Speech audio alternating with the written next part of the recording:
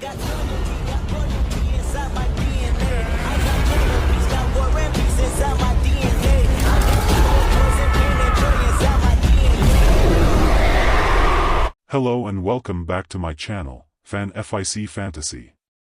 Today, we're kicking off the first part of our series, What If Madara Was Tanjiro? The author of this story is Scoregirl from AO3. Now, let's dive into the fanfic. It started right after his death. Him dying for what, the fourth time? The ghost would live again. Why? 'Cause Kagaya Otsutsuki said so. Madara Uchiha was reborn again as a boy named Tanjiro Kamado. Madara POV. I woke up in a crib in a small hut in the middle of winter. It was December 24th, it said on the calendar, but the calendar was different from the last one I saw. What era is it and why am I so small? Just then I began to baby nosies. Goo. This can't be happening, right? This is all a dream, right? This has to be a dream, right? Just then someone came into the room. She was a small woman with brown eyes. She has black hair and round eyes. She picked me up and began to cradle and sing to me. Have no fear, sweet Tanjiro, mama will protect you. So she is my new mother, which means one thing. I've either reincarnated or I went back into the past. I think the first one, 'cause the technology here and the amount of Churka civilian signatures down the mountain. But why me? Why was I reincarnated? Shouldn't it have been Hashirama? What's wrong, Tanjiro? You know it's going to take a while for me to get used to that name, and looking in the mirror, I probably get more of my features from my father because there aren't any identical similarities between me and this lady. Welcome to the world, Kamado Tanjiro. Ugh, I don't like the name. Well, beggars can't be choosers. Tanjiro Kamado was strange boy. He had black hair with fiery tips, eyes a bold red filled with innocence and maturity. He wore a black haori with cloud patterns that he had sewed on himself. When people said the Tanjiro was a strange boy, he was. He acted more mature than most children. Kids his age said he acted like an old man. He loved to read books and help his mother and father. He was the ideal child to have, although his mother would worry about him making friends his age. Tanjiro didn't care for the time being. Time has passed since Madara came to this world and he has come to enjoy his quiet life. Although the kids were another problem. Because Madara was such a perfect child, the kids decided to place it upon themselves to put him in his place. Not like it ever worked though. Which leads us to now. Madara dodged another punch from another child once more. This time around, they had decided to circle Madara. Madara knew this, but he just wanted to play their game. He only ever gets to scare kids every once in a while, and running away has become boring for him. He needed a fight. Stop dodging and fight back, one child yelled. Okay, Tanjiro said. He flipped the child over and made him land on his back. Another child tried to help him, but Tanjiro made him trip. You know, this is getting you nowhere. Shut up, one of the kids yelled. You know, these are the days Madara wished he had the body of an adult or had a Sharingan so he can just knock the stupid brats out. Ni-chan. One of the boys yelled. Out came a 11-year-old boy who was taller than Tanjiro. Ni-chan, he's been mean to me. It's okay, Itsuki, everything will be fine. The older brother named Noko looked at the boy who has been mean to his brother, and it happened to be the Kamado's family only son, Tanjiro. He didn't seem like much. Once again Madara was being underestimated because of his size and age. Compared to the other 5-year-old, he looked more frail and smaller. This is going to be a pain for the next couple of years. Noko tried to grab Tanjiro, but he grabbed him and flipped him over. Then they proceeded to put him in an arm lock. If anyone moves, I'll break his arm, he said in a monotone voice. The children were scared. They've never seen anyone threaten someone before.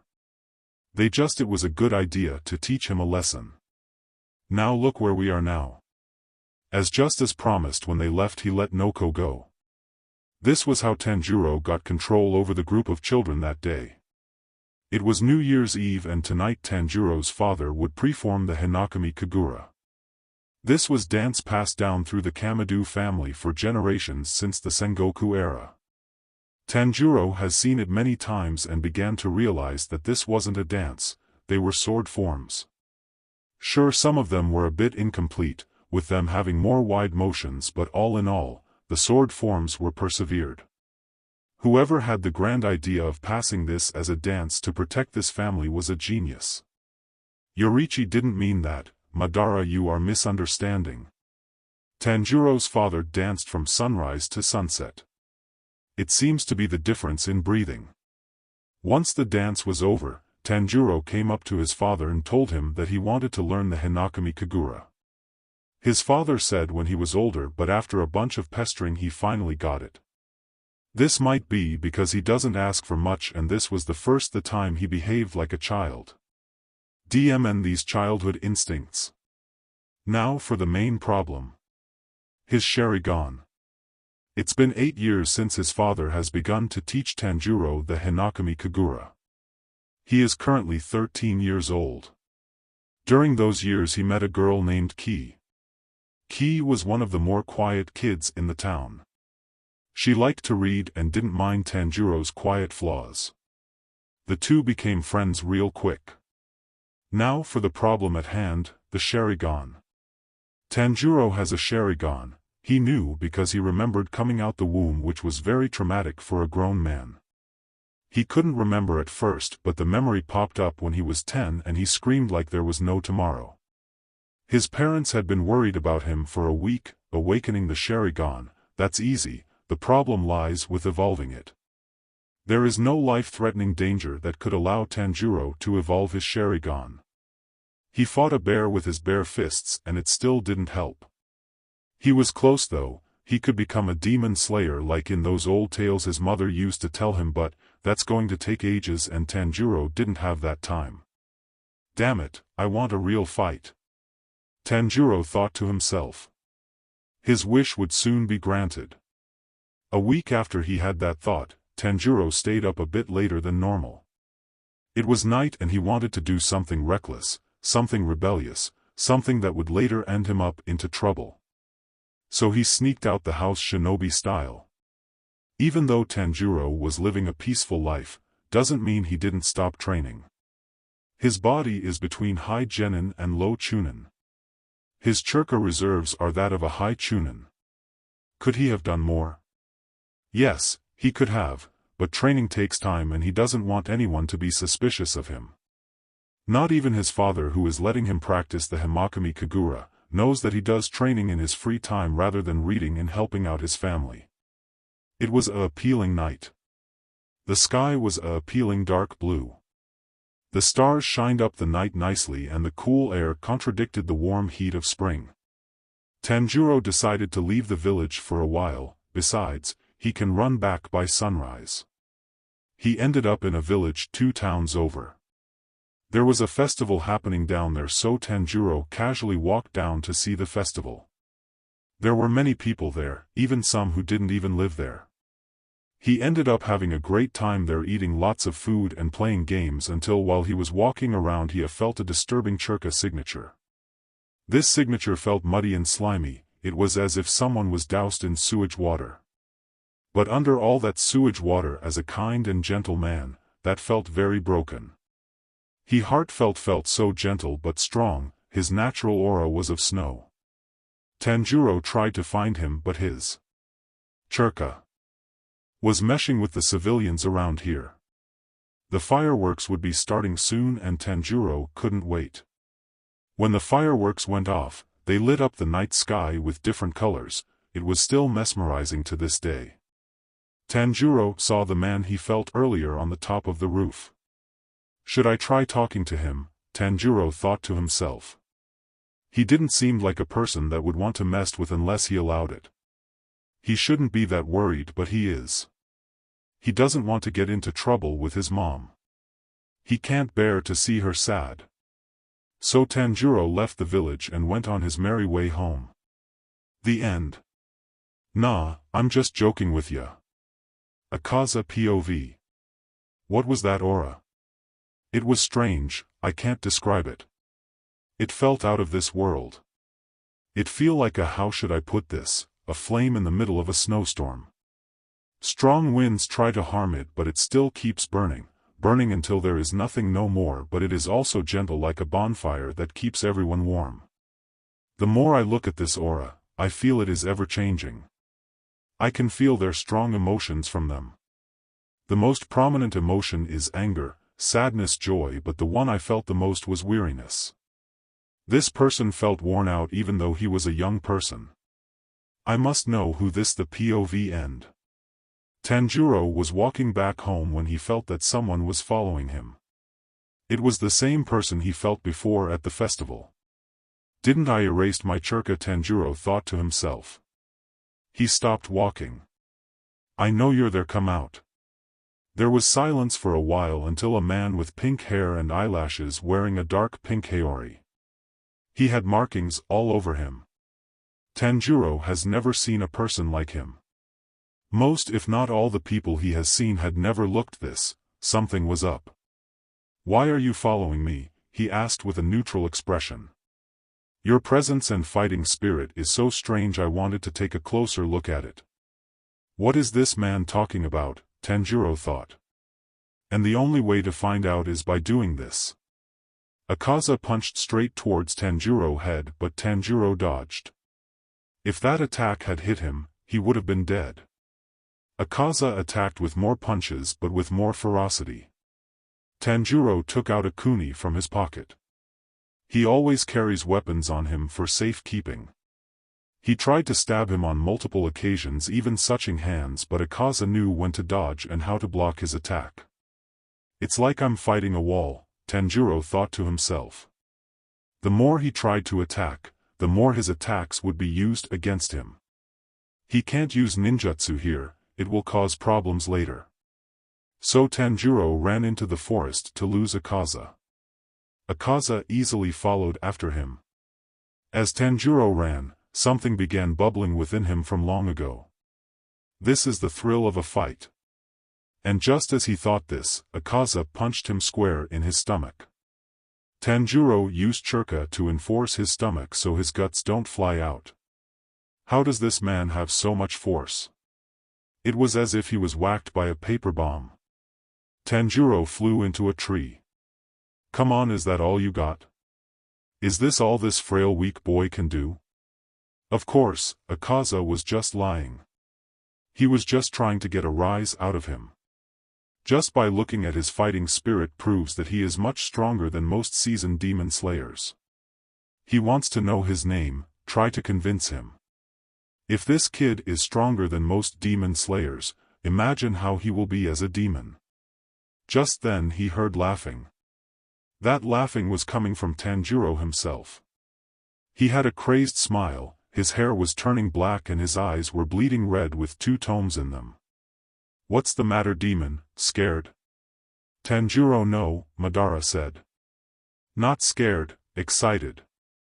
They fought till sunrise. You know I wasn't fully going all out, Akaza said. I know, but thanks to you I was able to go past my limits. It was a great fight. This doesn't have to be the end. We can have more of these fights if you want, Akaza said quietly. I would like that. Tanjiro's hair began to turn back to its original color as he began to walk away.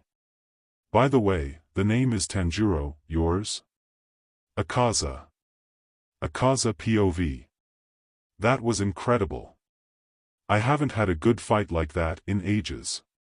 Sure, I held back but wasn't bad for a newbie. His instincts are refined and battle-ready. His muscles move like a veteran shinobi, and with his attack combined with those strange justice he cast during the fight, he has nothing to scoff at. He even talked while we fought and gave off some funny banter. The boy's body was born to fight. I wonder what will happen if he turned into a demon. But, Now is not the right time, he hasn't reached the supreme territory yet and he's not in his prime yet. I have to wait until he grows nice and well. I hope I will see you again, Tanjiro. And thus started an unlikely friendship that would change the tides of the Demon Slayer War. I saw Tanjiro for the first time when I was 9, he had just beaten up some bandits who were trying to attack our village. He beat up every single man, one by one.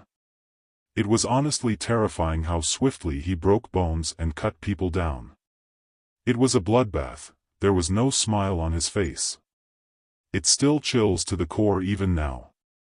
He then asked for a change of clothes and went up the mountain. Everyone was so shocked that day, that no one spoke of it ever.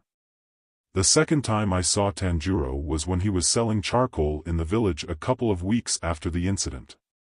I saw him walking with his father one day when he was selling charcoal in the village. I decided to find out more about him, and he was a very quiet boy with a petite stature. He looked frail but his face said otherwise. His face looked like a man who was tired. It was strange. That shouldn't be on a face of a child. His father went around selling, while Tanjiro quickly followed after. Nobody talked to the boy still shaken by the incident prior. I continued to follow them until I saw Tanjiro leave his father to go to the village library. I slowly opened it to have a peek, and there he was standing back at me. "Is there something you need?" he asked in a plain monotone voice. To be honest, I wanted to run away from him when he realized I was there. It was as if he was looking directly into my soul, but all I did was stand there. "Do you need anything from me?" he said. But this time he had confusion in his eyes, like what was to be afraid of him. It wasn't like he had beaten multiple bandits just a couple of weeks back. "I'm just here getting a book," I told him. "Then be my guest." I went and got a book from one of the shelves and read right next to him. He didn't seem to mind though. This became a day-to-day routine. When he come down the mountain he would enter the library when I would later come by and read as well. All the kids looked at me weird for reading with a child like him. Tanjiro wasn't normal, and I liked that about him as I grew to like his company. One day while we were both reading, he asked me what book I was reading, and from there I had my first heartfelt conversation with him, and so our friendship began. After spending time with Tanjiro I began to pick up on small things that people wouldn't notice. Tanjiro's favorite food was inarizushi and he loves falconry. He made small, quiet smiles when he learned something. He doesn't like when people are behind him. Not to mention he flinches at the name war. I learned many things about Tanjiro over the years, but I can't seem to find out why he lies to me sometimes. My mom would always tell me I have this special ability to tell when people are lying. This is the same with Tanjiro. All I hear are half-truths. Or him just dodging the questions. "You're not the only one with a special ability." Huh. My eyes are very sensitive, they can pick up on a person's muscles movements, so I can dodge them and I can copy their movements if I want.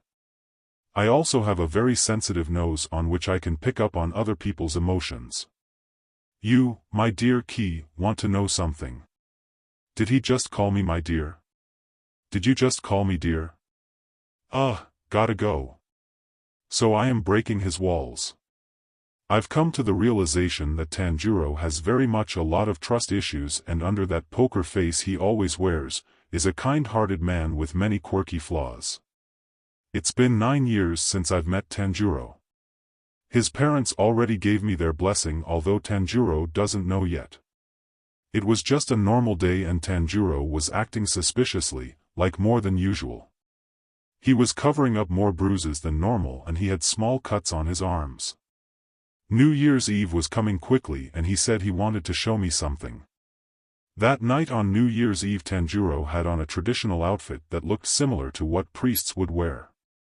He soon began to dance. "This is the Hinakami Kagura," Tanjiro's father said. "It's a dance passed down from father to son to please the fire god."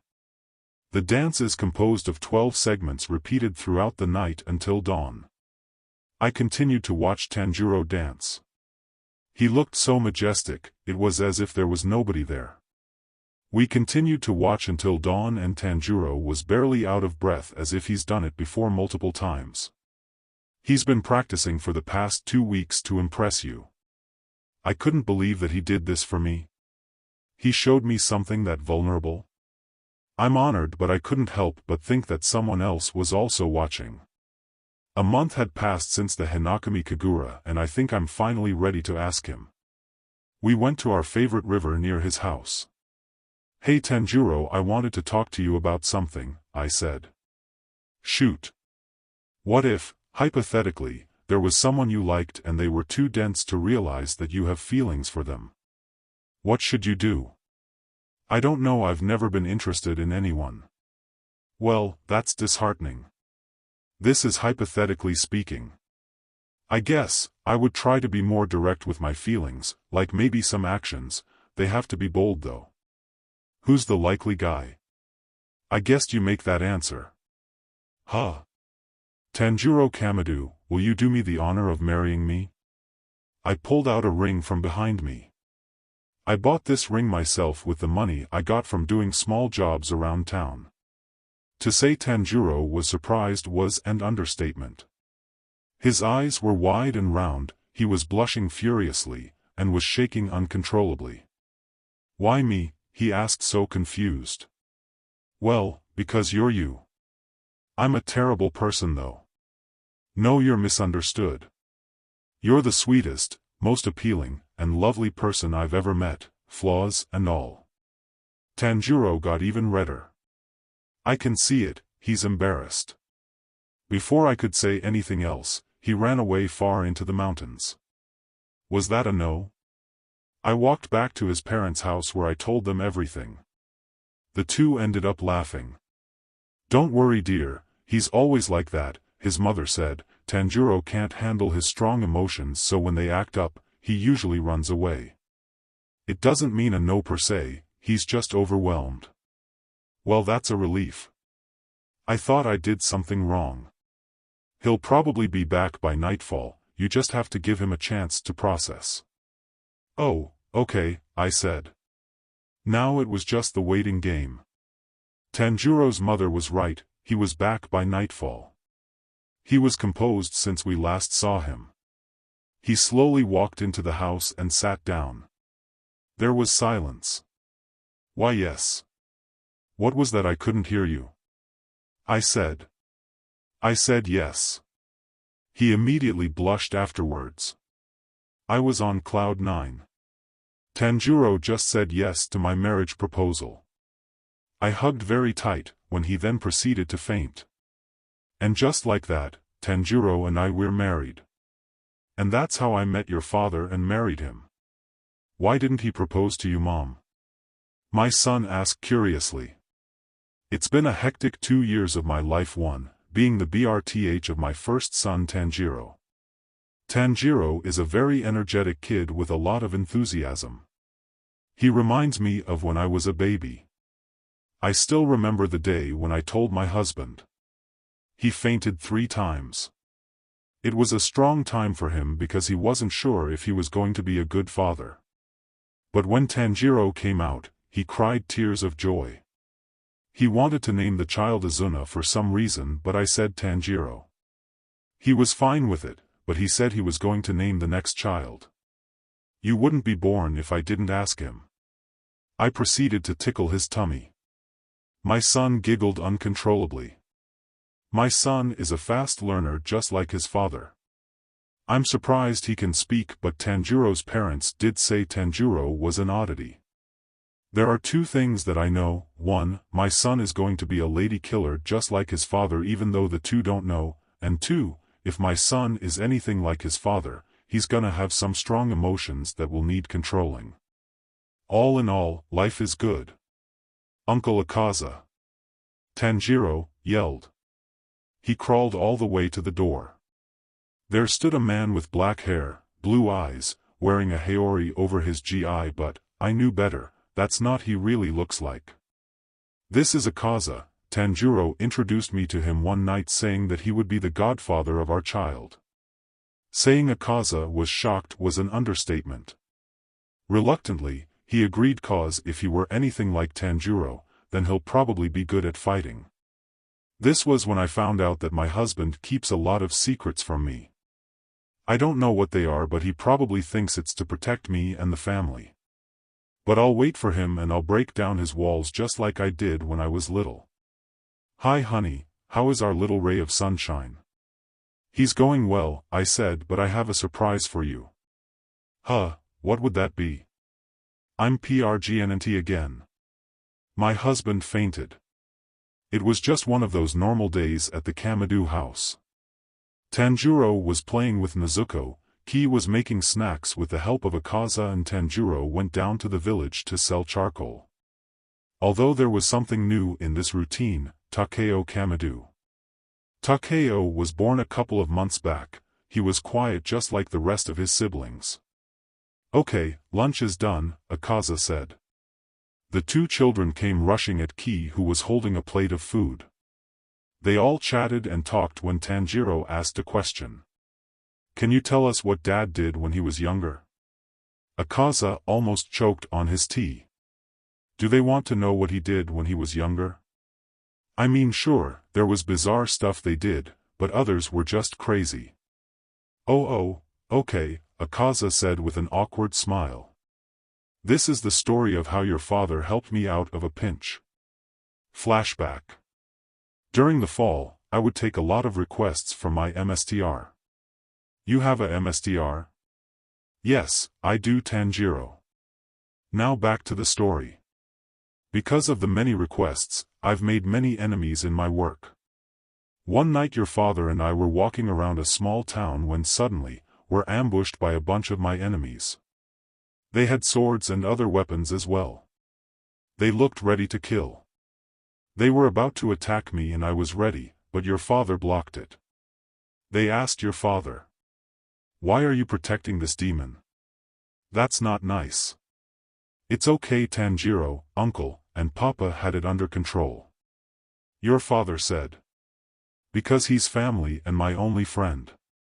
This made them confused. I, a person who only fought for fun, have someone to protect, a monster, cares for someone? It was mind-boggling to them. Still confused by your father's loyalty towards me, they tried to separate us.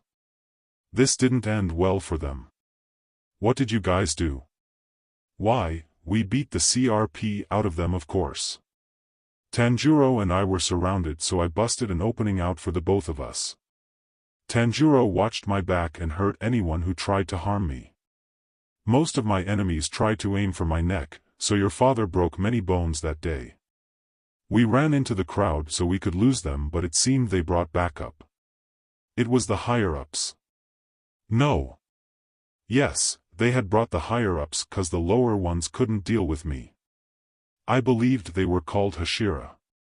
This one that I met was young and had tempera hair. I found it funny. I don't remember his name though. I probably should have because we met him a couple more times. I was fighting him blow to blow. I wasn't really in the mood to fight, I just wanted to hang out. I was about to knock him out until another Hashira appeared. This was the Wind Hashira at the time. This new Hashira was better than the last one. He moved like the wind, but this was nothing I couldn't handle. I started to get serious. There were two Hashira on me. They were leading me to a cliff. Meanwhile, your father had beaten up every small fry there. The Hashiras I was fighting didn't have good teamwork. I was able to knock out the tempera guy and kick the other to a tree. Your father was rushing at me asking if I was okay. I said I was fine, but I got too lax, and I didn't notice the Wind Hashira had gotten up and he was about to cut off my head until I saw a blue cover above me. I saw a hand protecting, and in front of me was your father. His eyes were different than before. They weren't the eyes I would see during spars and fights. This was new. It was as if it evolved out of love. What I later found out was that I was in a blue humanoid body that Tanjiro controlled. The humanoid body punched the Wind Hashira away and knocked him out. There was more backup coming, and sooner or later we would be overwhelmed. The blue humanoid figure disappeared and Tanjiro asked a strange question. "You're not scared of heights, right?" I told him no. Why would I be scared of heights, and why was he asking a question like that? The other Hashira were coming, so Tanjiro grabbed me and together we jumped off a cliff. Tanjiro still held on to me while he grew wings out of nowhere. They were blue just like the humanoid figure. We flew into the night and arrived at your father's house just in time for his mother to call him for dinner. Flashback end. And that's how your father saved me from a pinch, Akaza said while holding Nezuko. Wow, Tanjiro said, tell us another story. Maybe another time, Tanjiro. Just then, Tanjiro came into the house. He had finished early. Welcome back, honey, Ki said. It's good to be home. The rest of the day went by with talking and laughter in the air. Even baby Takeo, who is usually quiet, was a bit noisy. Just your average day at the Kamado household. Tanjiro is a good man, he truly is, but Ki sometimes wonders what's going on in that head of his. Tanjiro is a good husband and a good father, but the things he does are highly questionable. Some days he is a ray of sunshine that blesses the entire family, other days he's distant. Ki can't put her finger on it. She is worried sometimes. What if he's keeping secrets or doing something she shouldn't be? Ki knows that the second one is out of the question because Tanjiro is too innocent to pick up on any girl's attempts, but she digresses. She can't help but feel paranoid. There's only one person she can go to in this situation, Akaza. You want me to keep an eye out for Tanjiro, why? Akaza asked questionably.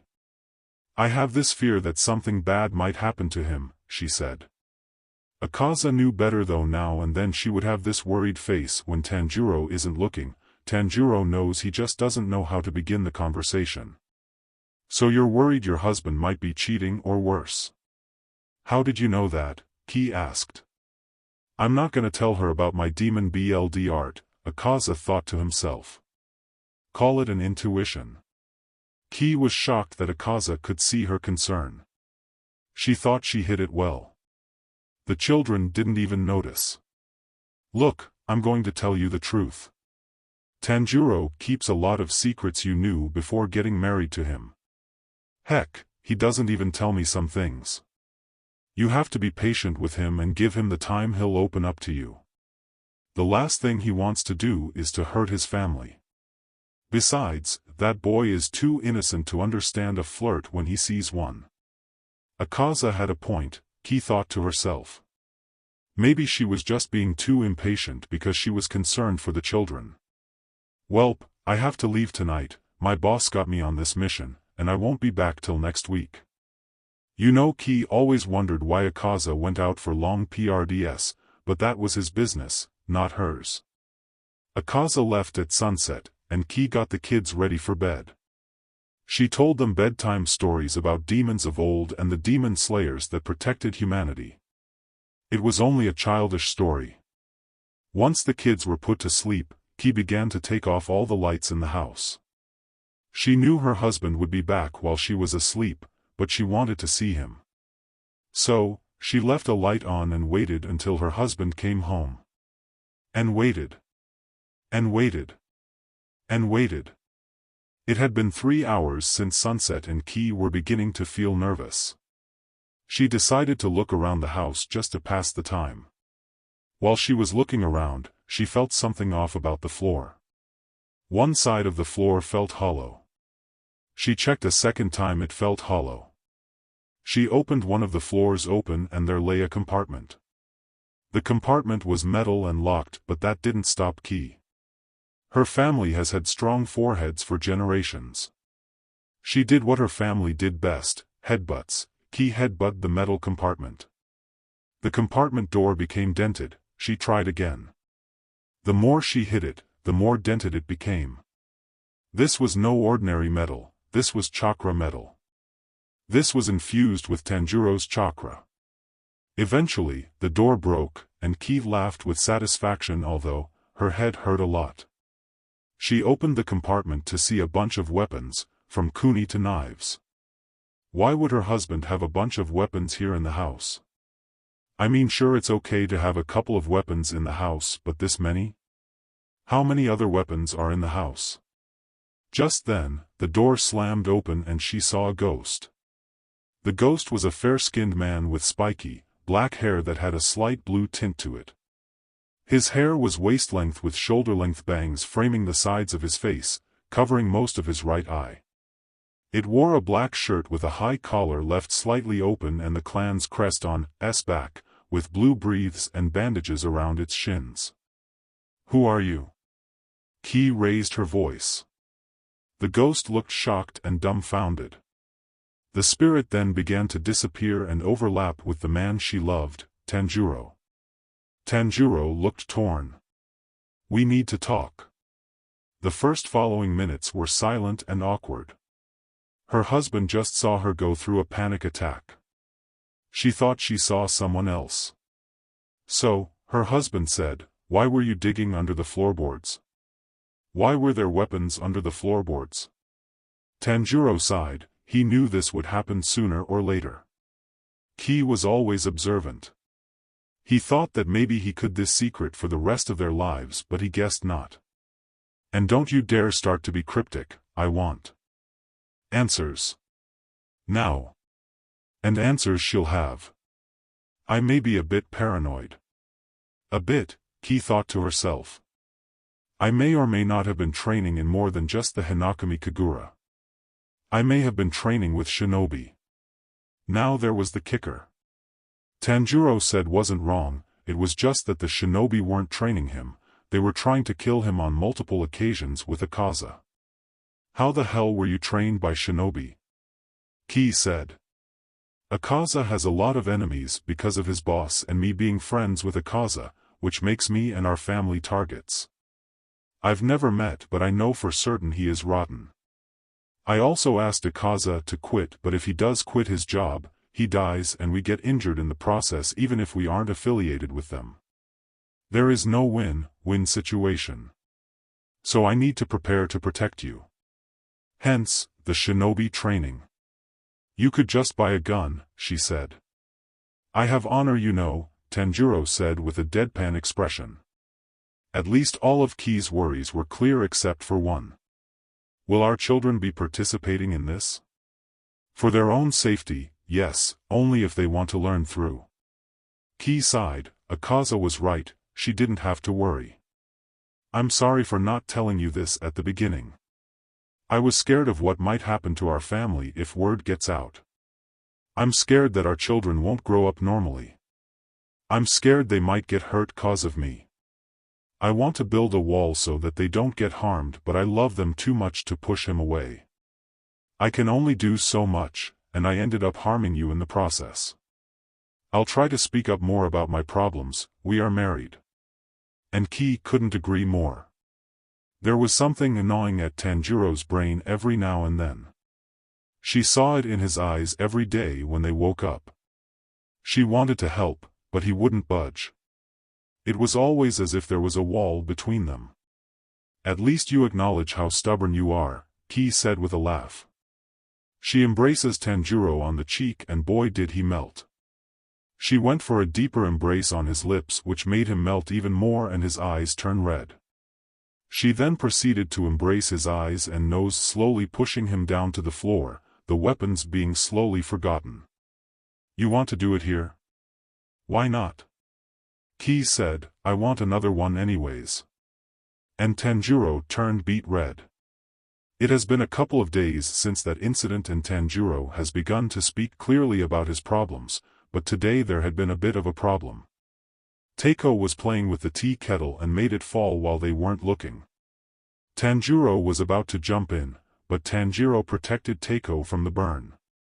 He ended up with a scar on his forehead which is perfectly fine, but Tanjiro's ideal normal life was shattered when he saw that his first son awakened the Sharingan.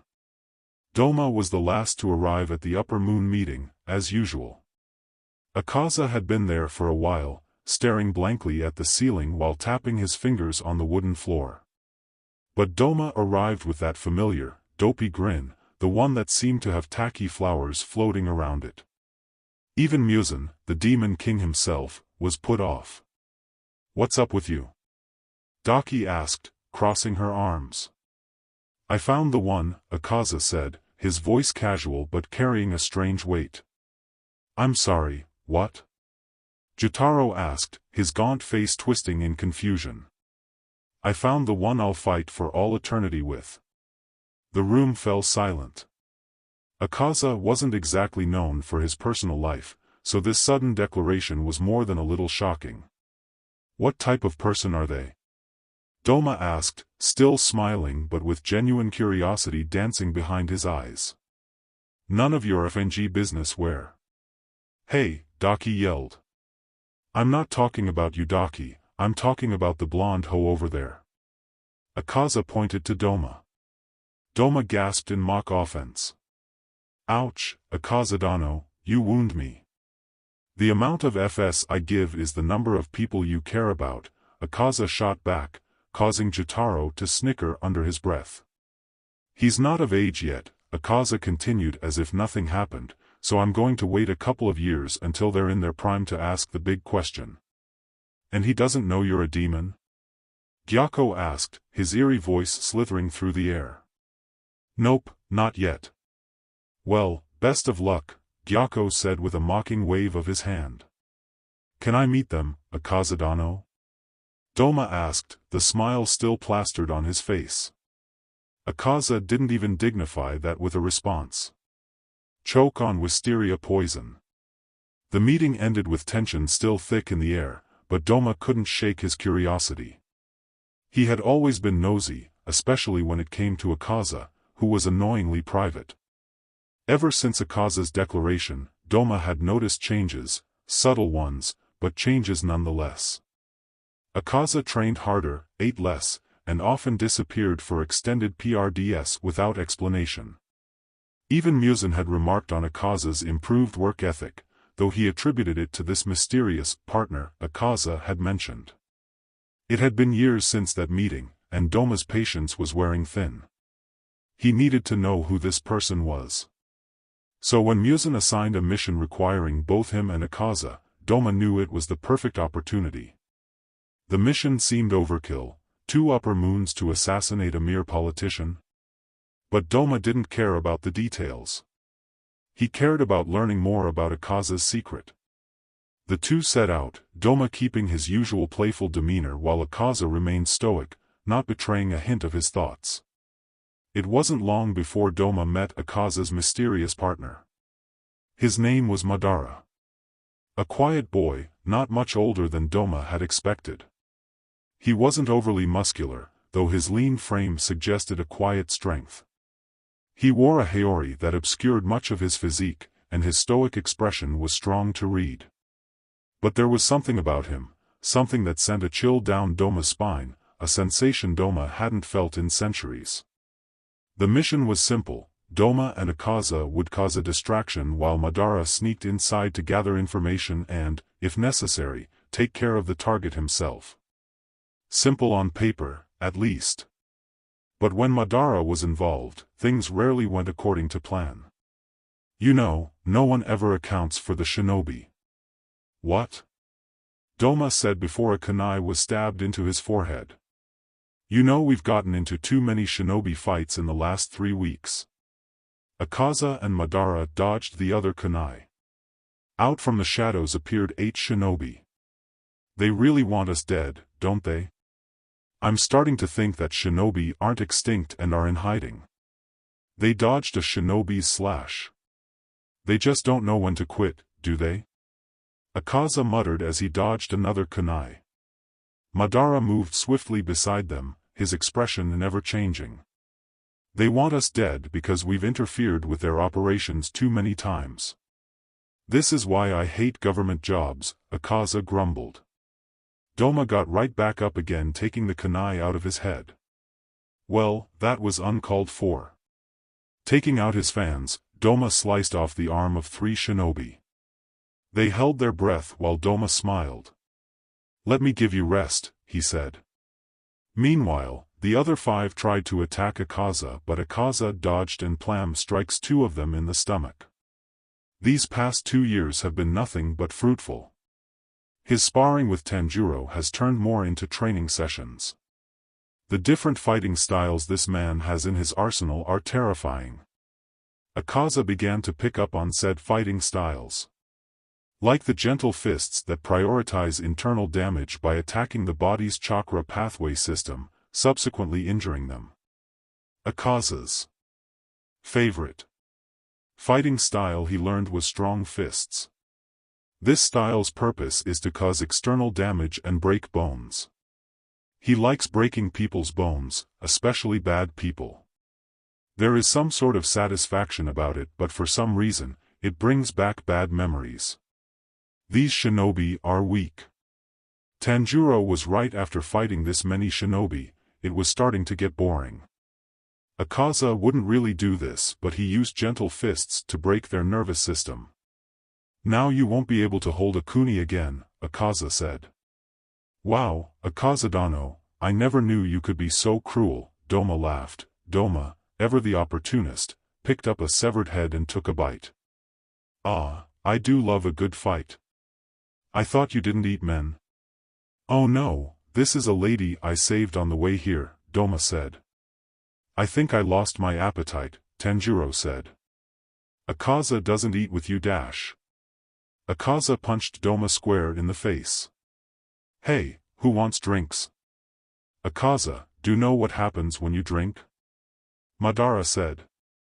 No, still want to try. I want drinks as well, Doma said. Now, I don't want to go. Oh come on Akaza, let's hang out with him. Madara said, what could go wrong? A ton of things. I know you don't like him but give him a chance, Madara said. Yeah, give me a chance Akazadano, Doma said. You know, I would probably say no but, it's one of the few times you ask for a request for something so I guess it can slide. Besides, you're here with me. Oh, you two are so adorable, Doma cooed. Again, choke on wisteria poison, no, die by wisteria poison. They did in fact, end up going somewhere downtown. It was a prominent izakaya where everything hung out to eat and drink. It wasn't exactly the kind of place Akaza liked to frequent, but Doma had insisted on celebrating their victory. Why did I agree to this? Akaza muttered, watching Doma down his 4th cup of sake with ease. Because deep down, you like spending time with us, Madara said with a rare hint of humor in his voice. Akaza snorted. I prefer hanging out with you, not him. Doma laughed. Oh, Akazadano, you're such a tsundere. I win this round. Doma yelled. They had decided to start a drinking game and Doma was winning most of the rounds. Ah why did I decide to go drinking again? Maybe it's because you're stressed out, Madara said. No, when I'm stressed I hang out with you. Drinking leaves a bad taste in my mouth and something left to be desired. Oh come on Akazadano, lighten up a little. Doma laughed. This is me living it up. A couple of minutes passed. They played some new rounds and so they ran out of sake. Okay, I'm going to get some fresh air and get us more sake. Don't do anything stupid. Akaza said. I don't know what you're talking about, Doma smiled sweetly. You know what I'm talking about, Akaza said as he left, leaving Madara and Doma alone together. Doma immediately began to question Madara about how he met Akaza, how the two worked together, and his daily life. He answered all the questions. Now it's time for my question. Have you ever heard of a supernova? I have not, but they do sound interesting, Doma said. It's the culmination of a nuclear fusion reaction, literally, an explosion of galactic proportions. It must be appealing beyond belief then? Doma asked curiously. Indeed, it is very appealing. I wonder if it could be said for a demon or human life. How can a demon's life compare to a human's? Doma asked. Well, even though you were blessed with the gift of immortality, not many get to live as long as you. I sometimes wonder if the reason why people become demons is because their life desires have yet to be fulfilled. Seeing that brief sparkle the moment a life draws to an end. A life going up in flames is appealing to behold. That sounds poetic, Doma said. But you know, Doma, I want to see you and everyone I love burn beautifully ablaze until finally, we are no more. I can see why Akazadano is interested in him, Doma thought to himself.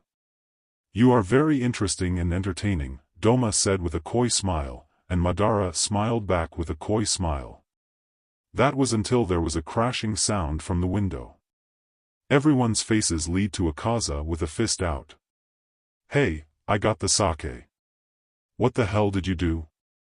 Madara yelled. He touched somewhere he shouldn't have. Oh, okay, then that isn't much of a big deal, Madara said sweetly. Where did all the anger go? It seems like a big deal to them, Doma said as a bunch of thugs and yakuza came into the izakaya. Come on, everyone, let's be civil, we're not looking for trouble, Doma said waving his hands. Should have thought of that before your little friend decided to punch the boss' son. That boy is a pervert. Akaza yelled, I was only defending myself from SXL assault. If you're horny, go to the entertainment district. Shut up, men, kill them. The three were all surrounded. There was a thug on each corner. Akaza, Madara, and Doma all made eye contact with each other. People began to run out of the place while the owner called the police. Doma hosted up the table and threw it. The three dispersed from there. And a one-sided beatdown began. Doma threw one of the sake cups at the thug and then dodged another one's punch. He sweeps kicked the two and they both fell down to the ground. He found two empty bottles on another table, so he just smashed their heads into it. Madara twisted someone's arm and kicked them into the crowd of thugs. He moved with grace and speed, disarming each of the thugs one by one. This is child's play. Meanwhile, Akaza jumps back from a person who has a knife in their hands. He immediately disarmed them. More thugs and yakuza were showing up and they had guns. The newer ones began to open fire at the three of them. They all hands sprang back into the bar area and ducked for cover. The lights were destroyed and it was completely dark. Guns have become more convenient. In the past couple of years, people will rather live with humiliation than die with honor. Not to mention the new ways guns are being made at a terrifying pace. DMN, what should we do? Akaza yelled. We could use those firearms over there, Doma said. We would both rather die than pick up one of those monstrosities. Madara and Akaza said at the same time. I've got it, Madara declared. Akaza, you and me could do that. That?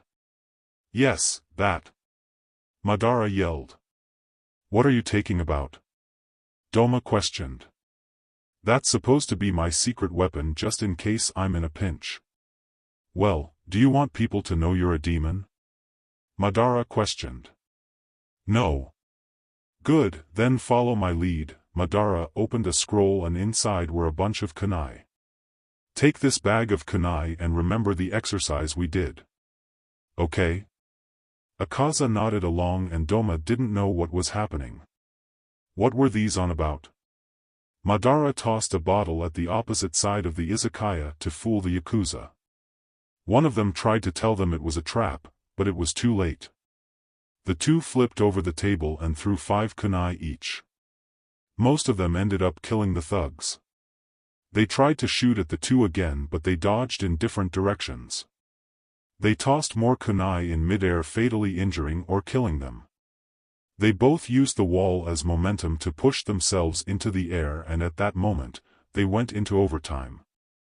The amount of kunai thrown in that second was faster than the eyes could see. Each kunai bounced off each other to land on the target's heads. They landed and ran back to the back door where staff could only be. Doma, run! Akaza yelled. More thugs came into the store shooting it up. The three ran out of the back door. "We need to leave quickly," Madara said, "but first a little distraction." "Don't tell you Dash." "I did," Madara smiled sinisterly. There was only a hand seal and the building blew up. The raging fire was growing from the alcohol inside. Three ran out of town covered in sweat. That was exhilarating. Doma yelled, "We went pow, bang," and then the Yakuza went arg. Then they pulled out their guns and said, "We're going to kill you with these new tech guns," and you guys said, "Nawa, we fight with honor." And then you two went ape shit on them. You two went whoosh, and then on the cherry on top, the entire building went up with a giant boom. "We should do this more often." Akaza blinked once. He blinked twice. For the first time in a long while, Doma seemed genuinely happy, not just putting on a show. It was unsettling. As they ran out of town, Madara turned to Doma, who was still buzzing with excitement. "Madara, I have to ask you something." "Ask away," he said. "Why didn't you hesitate?" "If you hesitate, you lose," he said calmly. "If we don't take risks, we can't create a future." There was silence. Then Doma began to laugh, a genuine laugh. Doma's laughter rang out through the night, an eerie, genuine sound that unsettled even Akaza. For a moment, Doma felt something he hadn't felt in years, a thrill, a spark of emotion he thought long dead. "I can see why Akaza Dano had an interest in you. Why don't you become a demon, Madara Dano?" Right off the bat, Akaza thought to himself. This was the first time Doma took interest in a person that fights. "F off Doma, he's mine." "We can share him," Doma whined. "I'll have to decline your offer, Doma." "What, why?" Doma whined. "Because I haven't fulfilled my desires yet, and becoming a demon would make me never fulfill that wish."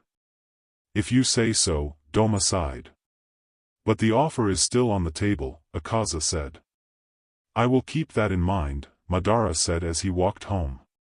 At the Eternal Paradise Cult, Doma sat on his throne bored out of his mind.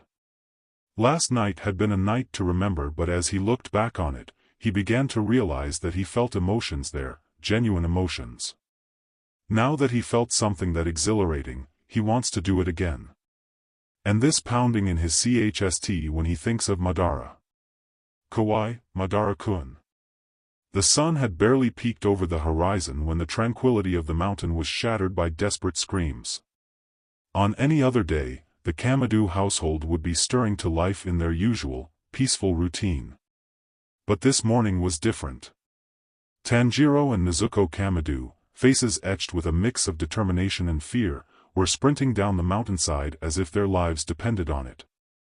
Their father, Tanjiro, usually a gentle soul, had transformed into a formidable pursuer. Nezuko led the way, her kimono fluttering behind her as she navigated the treacherous path. Her breaths came in short, sharp gasps, the sound almost drowned out by the thundering of her heart. She didn't dare look back, not even to check on her brother. Tanjiro followed close behind, his usual composure replaced by wide-eyed panic. The mountain, typically a serene backdrop to their daily lives, had become a gauntlet of dangers. Holes appeared out of nowhere, threatening to swallow them whole. Kunai, gleaming wickedly in the early morning light, whizzed past their heads, embedding themselves in trees with dull thuds. Just when they thought they might actually escape, the ground beneath their feet gave way. A net, cunningly concealed by leaves and dirt, sprang up around them. In an instant, they were dangling helplessly several feet above the ground, entangled in the rough ropes. A soft thud announced their father's arrival. Tanjiro Kamado alighted on a nearby tree trunk with the grace of a falling leaf, a stark contrast to his children's frantic flight. His kind eyes sparkled with amusement, but there was an underlying steel in his gaze that made both children gulp. "Nice try, kids," Tanjiro said, his voice warm despite the intense training session. "But better luck next time." With a swift motion, he sliced through the ropes of the trap.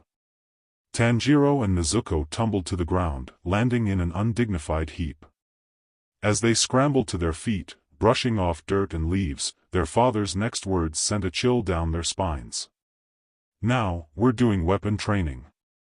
The siblings exchanged a look of dread. Weapon training was notorious in the Kamado household. It was a grueling ordeal that left them battered and bruised, their bodies aching for days afterward. Even their uncle Akaza, a man of exceptional skill and strength, found these sessions challenging.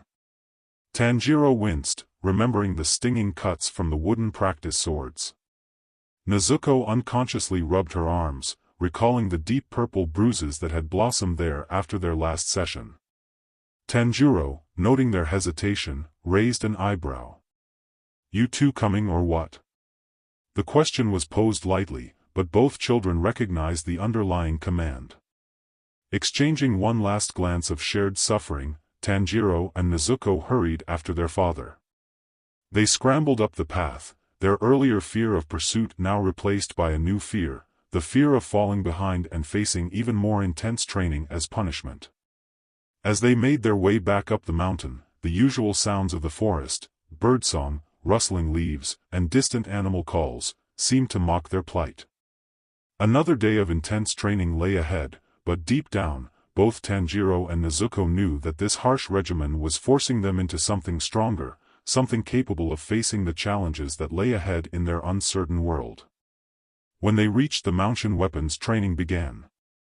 You could even see Uncle Akaza's face twist a bit.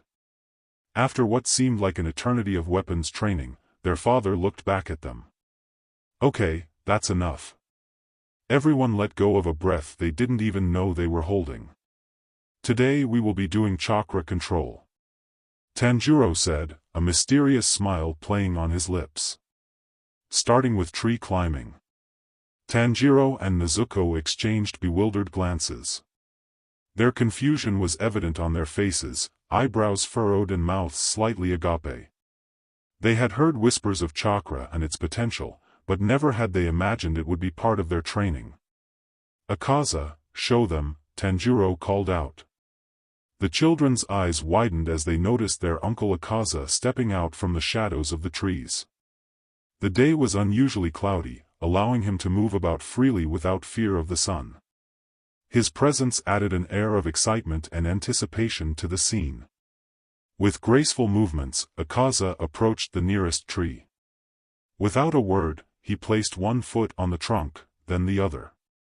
To Tanjiro and Nezuko's amazement, he began to walk vertically up the tree, defying gravity as if it were a mere inconvenience. His hands remained at his sides, unnecessary for this supernatural feat. The siblings watched in awe as Akaza continued his ascent, eventually standing upside down on a branch, looking down at them with a slight smirk. It was as if the laws of nature had been temporarily suspended, just for him. "This is what you will be learning today before we get into jutsu," Tanjiro explained, his voice filled with both pride and anticipation. "The key is to find the right amount of chakra to stick on. Too much leads to falling back, and too little won't allow you to stick at all. This is what you will be doing today." Tanjiro and Nezuko looked at each other, a mix of excitement and apprehension in their eyes. The dread they had felt earlier about weapon training was replaced by a burning curiosity. This was something entirely new, a skill that seemed to border on the magical. But how? Nezuko asked, her voice barely above a whisper. "Feel the energy within you," Akaza called down from his perch. "Visualize it flowing to your feet, creating a bond between you and the tree." Tanjiro, always the more analytical of the two, furrowed his brow in concentration. "Is it liking the breathing techniques you've taught us, father?" Tanjiro nodded approvingly. "In a way, yes. Breathing is the key to unlocking your chakra. But this will require even finer control." As the lesson began in earnest, the clearing became a scene of determination and occasional comedic failure. Tanjiro and Nezuko took turns attempting to scale the trees, often making it only a few steps before tumbling back to the ground. But with each attempt, they could feel something changing, a new awareness of the energy flowing through their bodies. The forest echoed with the sounds of their efforts, the thud of bodies hitting the ground, surprised yelps, and occasional laughter. But underneath it all was a sense of wonder and potential. For Tanjiro and Nezuko, this was the beginning of a new chapter in their training, one that promised to unlock abilities they had never dreamed possible. As the sun began its descent, painting the sky in hues of orange and pink, Tanjiro Kamado stood at the edge of the clearing, his eyes fixed on his children. A mix of emotions played across his usually stoic face, pride, surprise, and a hint of concern. When he had decided to introduce chakra training, Tanjiro hadn't set his expectations too high. After all, Tanjiro and Nezuko were civilians, born into a family of charcoal makers, not shinobi. Their physical abilities, while improving, were still far from what he hoped they'd achieve. Tanjiro had a slight edge due to his work with charcoal, his muscles more developed from the constant lifting and carrying. Nezuko, though determined, still struggled with the more physically demanding aspects of their training. But what unfolded before him today defied all his preconceptions. In a mere 3 hours, both children had mastered tree walking.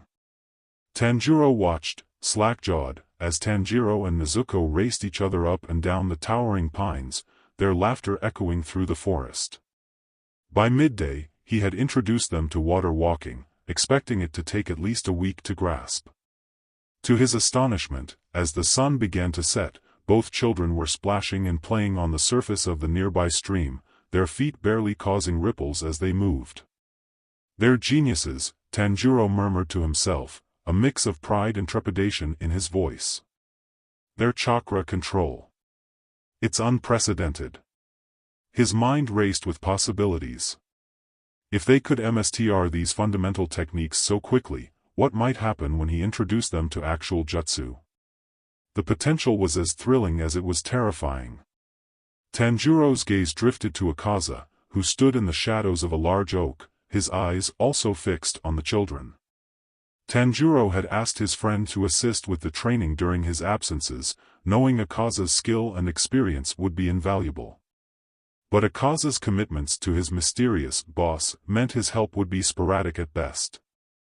"They've surpassed all expectations," Akaza said softly, seeming to read Tanjiro's thoughts.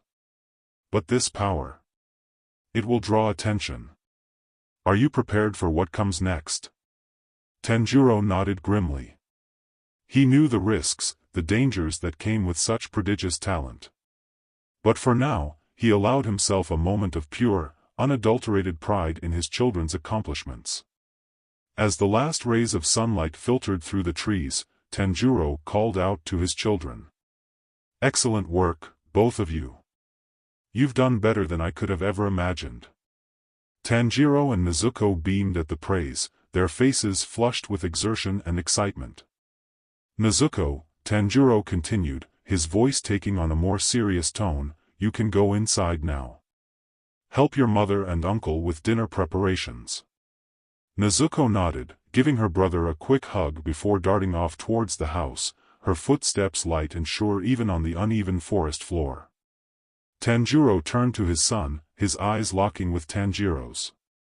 There was a weight to his gaze, a seriousness that made Tanjiro stand a little straighter. "Tanjiro, you're with me," Tanjiro said, his voice low and intense. "We're doing Sharingan training." The words hung in the air, heavy with implication. Tanjiro's eyes widened, a mix of excitement and apprehension flashing across his face. The Sharingan, the legendary dojutsu of the Uchiha clan.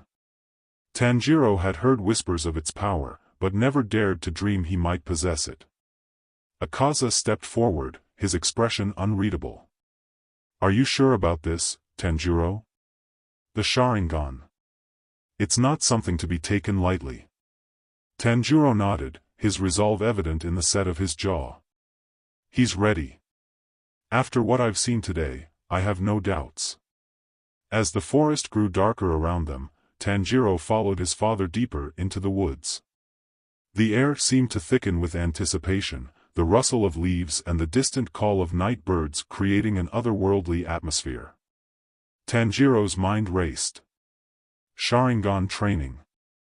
The implications were staggering. Questions bubbled up inside him. How did he, a simple charcoal maker's son, possess the legendary eyes of the Uchiha? What did this mean for his future, for his family's safety? But as he watched his father's back, straight and unwavering as they walked, Tanjiro felt a sense of calm settle over him. Whatever challenges lay ahead, whatever secrets were about to be revealed, he knew one thing for certain: he would face them head-on, with the same determination that had carried him through today's training.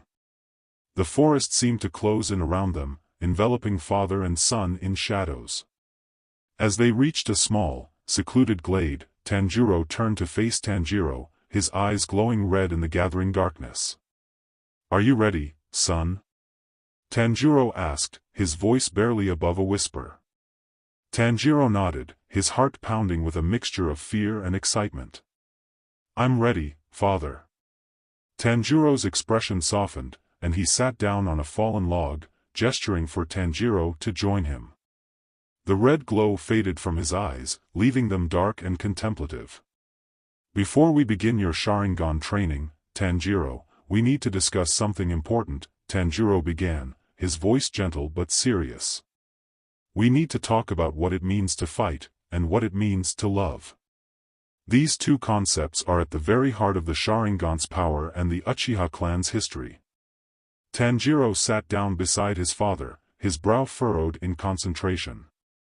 "I thought the Sharingan was just a powerful eye technique, father. How does love fit into it?" Tanjiro smiled sadly. "The Sharingan is far more than just a technique, son. It's a manifestation of the Uchiha clan's greatest strength and their greatest weakness. You see, the Uchiha are capable of feeling love more deeply than perhaps any other clan. This love is the source of their extraordinary power. But how can love make someone stronger?" Tanjiro asked, genuinely puzzled. "Love, Tanjiro, can be the most powerful motivator in the world," Tanjiro explained. "When an Uchiha loves someone or something deeply, they'll go to extraordinary lengths to protect it. This intense emotion can awaken the Sharingan, granting them incredible power." Tanjiro's eyes grew distant, as if seeing something far away. "But this same capacity for love is also the source of the Uchiha's greatest weakness. You see, when an Uchiha loses what they love, their grief and anger can be all-consuming. This is what we call the curse of hatred." Tanjiro's eyes widened. "A curse? That sounds terrible." Tanjiro nodded gravely. "It is. The pain of loss can twist an Uchiha's love into hatred, driving them to seek power and revenge at any cost. This cycle of love and hatred has shaped the Uchiha clan's history for generations." "But father," Tanjiro interjected, "you've always taught us that fighting should be a last resort. How does that fit with the Uchiha's power?" Tanjiro smiled, pleased by his son's insight.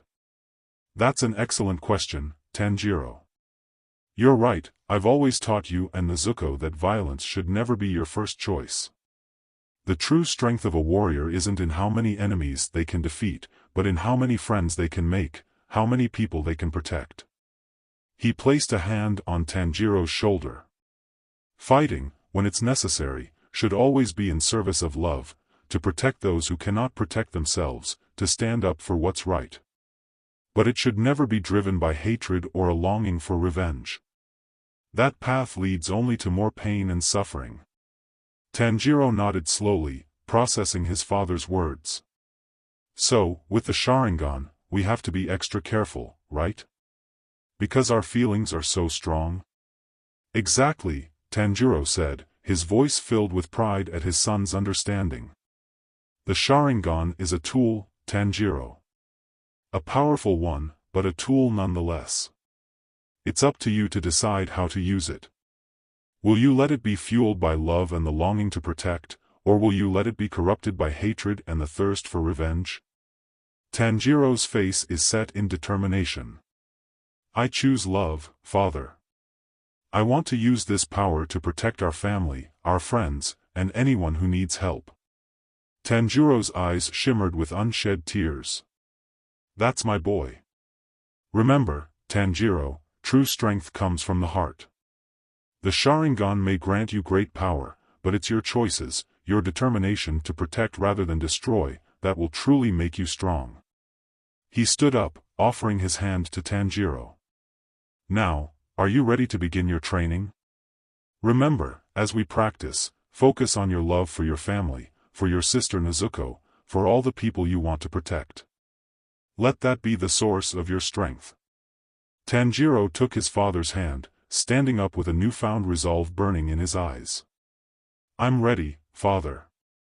I'll make you proud, and I'll use this power to protect everyone I care about. As they moved deeper into the glade to begin the training, the forest seemed to hum with anticipation. This was more than just a lesson in using a powerful technique. It was a pivotal moment in Tanjiro's life, a step towards understanding the delicate balance between love and power, between fighting and protecting. The true test would come not in mastering the Sharingan, but in how Tanjiro would choose to use it in the face of the challenges that lay ahead. After the day turned into night, the Kamado household was still lively as ever. Nezuko playing with Takeo, Tanjiro talking to Uncle Akaza and Kei scolding her husband for taking it too strong on the kids. I keep telling you, to stop pushing them so strong, I don't care if they're geniuses, they're kids too. Kei whispered. Kei, I only want the kids to be able to protect themselves. Tanjiro replied sighing. By giving them bruises. Kei yelled. It's better me than when they get attacked by something. Tanjiro said, trying his best to reason with his wife. Tanjiro, the only thing that is going to harm our kids are bears, and I think you've trained them to kill one of those already. Kei sighed. Kei, there are more dangerous things out there than just animals. Tanjiro tried to explain. Like what dash? Akaza decided it was the best idea to filter out the conversations and focus on Tanjiro. He was listening very closely to one of Akaza's stories. And then I kicked him in the jaw, knocking him out. Akaza replied rather than say he killed the man with his superhuman strength. Wow, that's so cool, Tanjiro replied, his eyes wide with admiration. The crimson orbs seemed to sparkle in the dim light of the room, reflecting his excitement and awe at Akaza's story. Hey Uncle Akaza, do you like Dad? Tanjiro asked innocently, tilting his head slightly as he posed the unexpected question. Akaza, who had been taking a sip of his tea, suddenly choked and spluttered, caught completely off guard by the young boy's inquiry. He coughed a few times, clearing his throat before managing to rasp out, what? His usually composed demeanor faltered as a hint of pink colored his cheeks. What makes you say that? He asked, trying to regain his composure. Tanjiro's nose twitched slightly as he considered his response. His unique ability to smell emotions allowed him to perceive things others couldn't, and he explained his observation with the frankness of a child. Every time you look at Dad, you have this smell of longing. It's like a warm, wistful scent, kind of like the air just before it rains, Tanjiro began, his brow furrowing slightly as he tried to articulate the complex emotions he detected. When you two spar, you smell the happiest. The thrill of battle drums in your lungs, and it's like a symphony of excitement and joy swirling around you. Tanjiro's eyes grew slightly sad as he continued, but when it's over, and you see Dad with Mom, your scent turns into something sour. It's not exactly bitterness. It's more like when you bite into a fruit expecting it to be sweet, but it's not ripe yet. It's a mix of disappointment and a little bit of hurt, I think. The young boy's perceptive analysis hung in the air, leaving Akaza stunned and silent, unsure how to respond to such astute observations from someone so young. Tanjiro, Akaza sighed, his shoulders slumping slightly as he set down his teacup. His eyes, usually sharp and alert, now held a distant look, as if peering into a past shrouded in mist. It's It's complicated, he began, his voice softer than usual. He paused, gathering his thoughts before continuing. I don't remember my family. My memories from before are fragmented, like shards of a broken mirror.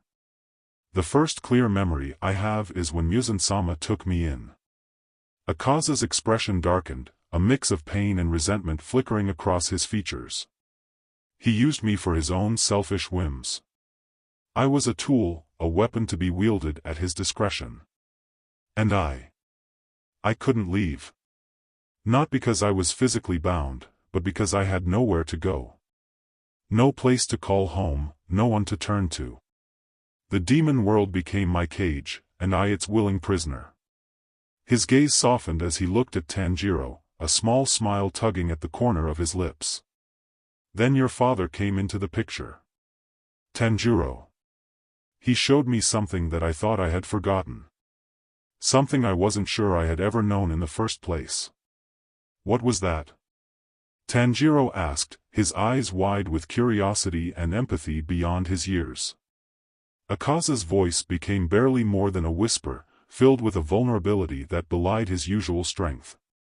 He taught me to love Tanjiro.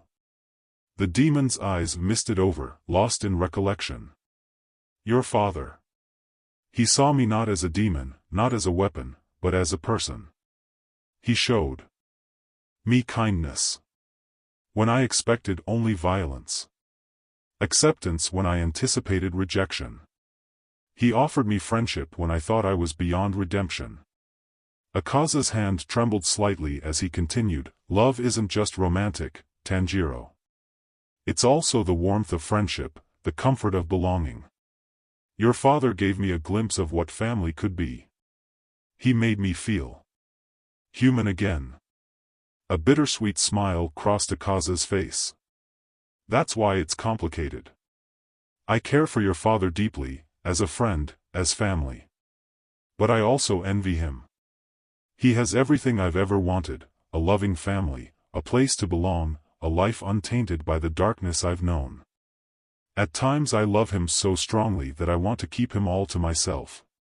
I want to lock him in a cage so we can see each other and only each other forever. But I know that's not what he wants. I want him to be happy. I want to give him an environment where he would thrive the strongest, and if that means I have to pull back, so be it. Akaza reached out, gently ruffling Tanjiro's hair. Your father taught me that even someone like me could feel love, could be loved. And that, Tanjiro, is a gift more precious than you can imagine. Kids, come here, Tanjiro called out, his deep voice carrying through the house with a gentle authority. Coming, Dad. Tanjiro replied enthusiastically. He rose to his feet, casting a quick, sympathetic glance at Akaza before trotting over to his father. As Tanjiro's small form retreated, Akaza remained seated, his posture stiff and his eyes fixed on the cooling tea before him.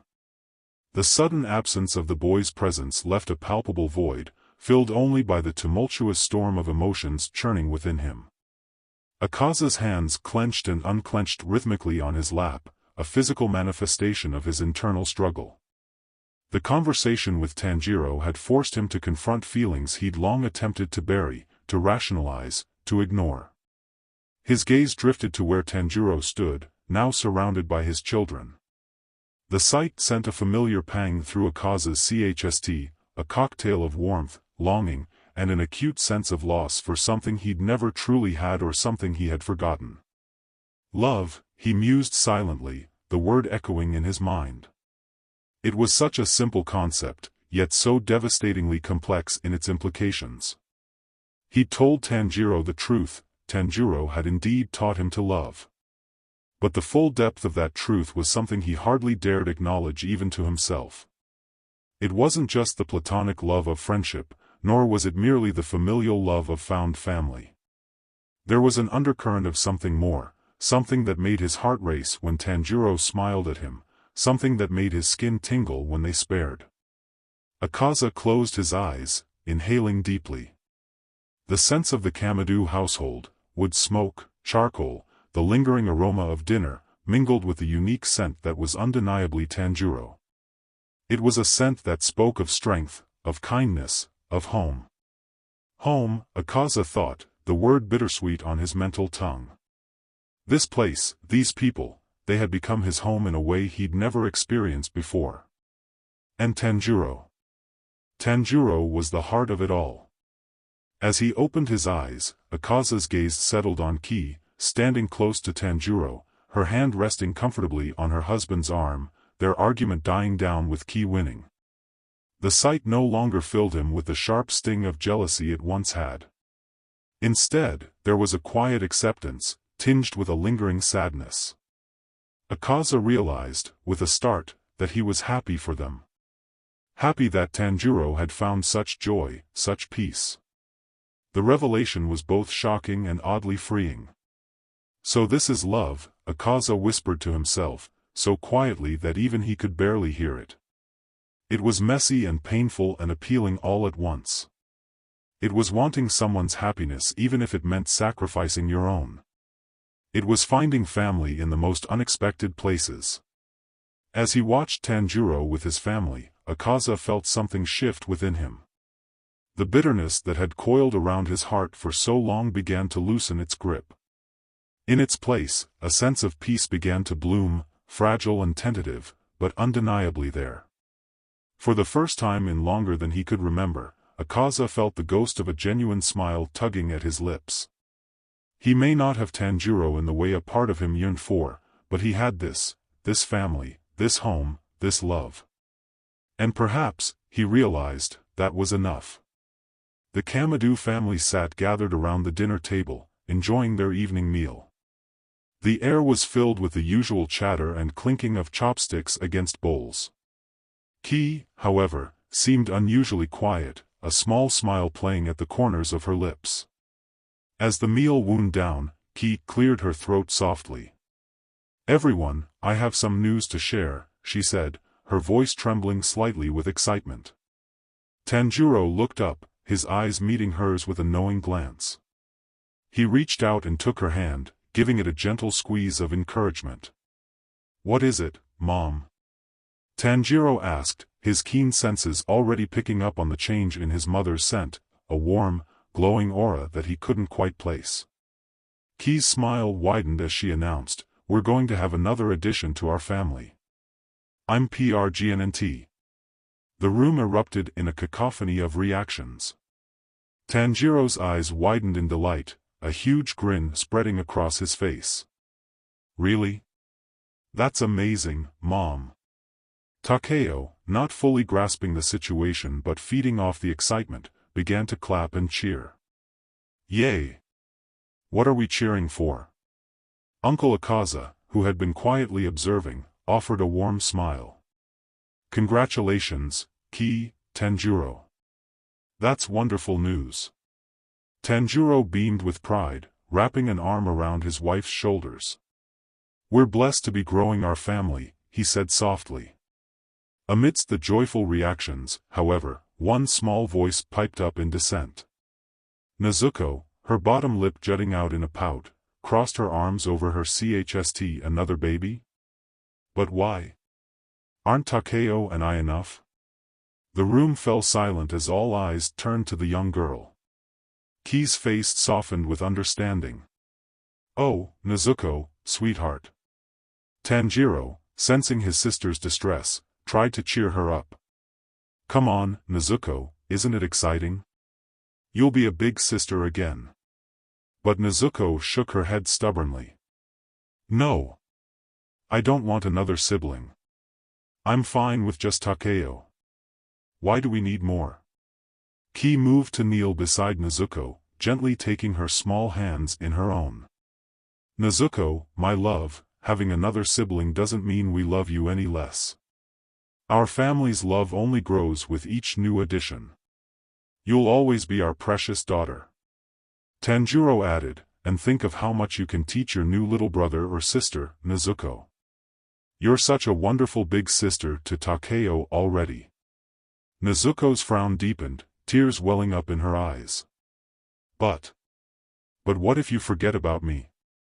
The parents exchanged a worried glance, realizing that Nezuko's fears ran deeper than mere jealousy. Ki pulled her daughter into a warm embrace. "We could never forget about you, Nezuko. You're irreplaceable, just like each of your siblings." As the family rallied to reassure Nezuko, the atmosphere in the room shifted.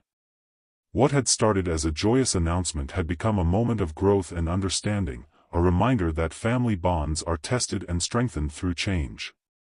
While Nezuko's acceptance might take time, the love surrounding her promised to see her through this transition. The day of Hanako and Shigeru's arrival dawned bright and clear, the summer sun casting a warm glow over the Kamado household. The air buzzed with excitement and the sweet scent of anticipation as the family prepared to welcome its newest members. Inside the house, Akaza found himself in an unfamiliar role. The demon, unused to the bustle of domestic life, stood awkwardly in the living room, surrounded by the eager faces of Tanjiro, Nezuko, and Takeo. "Uncle Akaza," Tanjiro piped up, his eyes shining with excitement, "can you tell us a story while we wait for Mom and Dad to come home with the babies?" Akaza cleared his throat, uncomfortable but determined. "Well, I'm not much for stories, but how about I teach you some breathing techniques instead?" As Akaza began to guide the children through some basic exercises, he couldn't help but feel a twinge of regret at missing the festivities outside. The sounds of laughter and cheerful conversation drifted through the open windows, a stark contrast to the quiet concentration inside. Outside, the Kamado property was transformed into a lively gathering. Neighbors from all around had come to offer their congratulations and blessings. The air was filled with the delicious aroma of grilled foods and sweet treats, prepared by well-wishers eager to contribute to the celebration.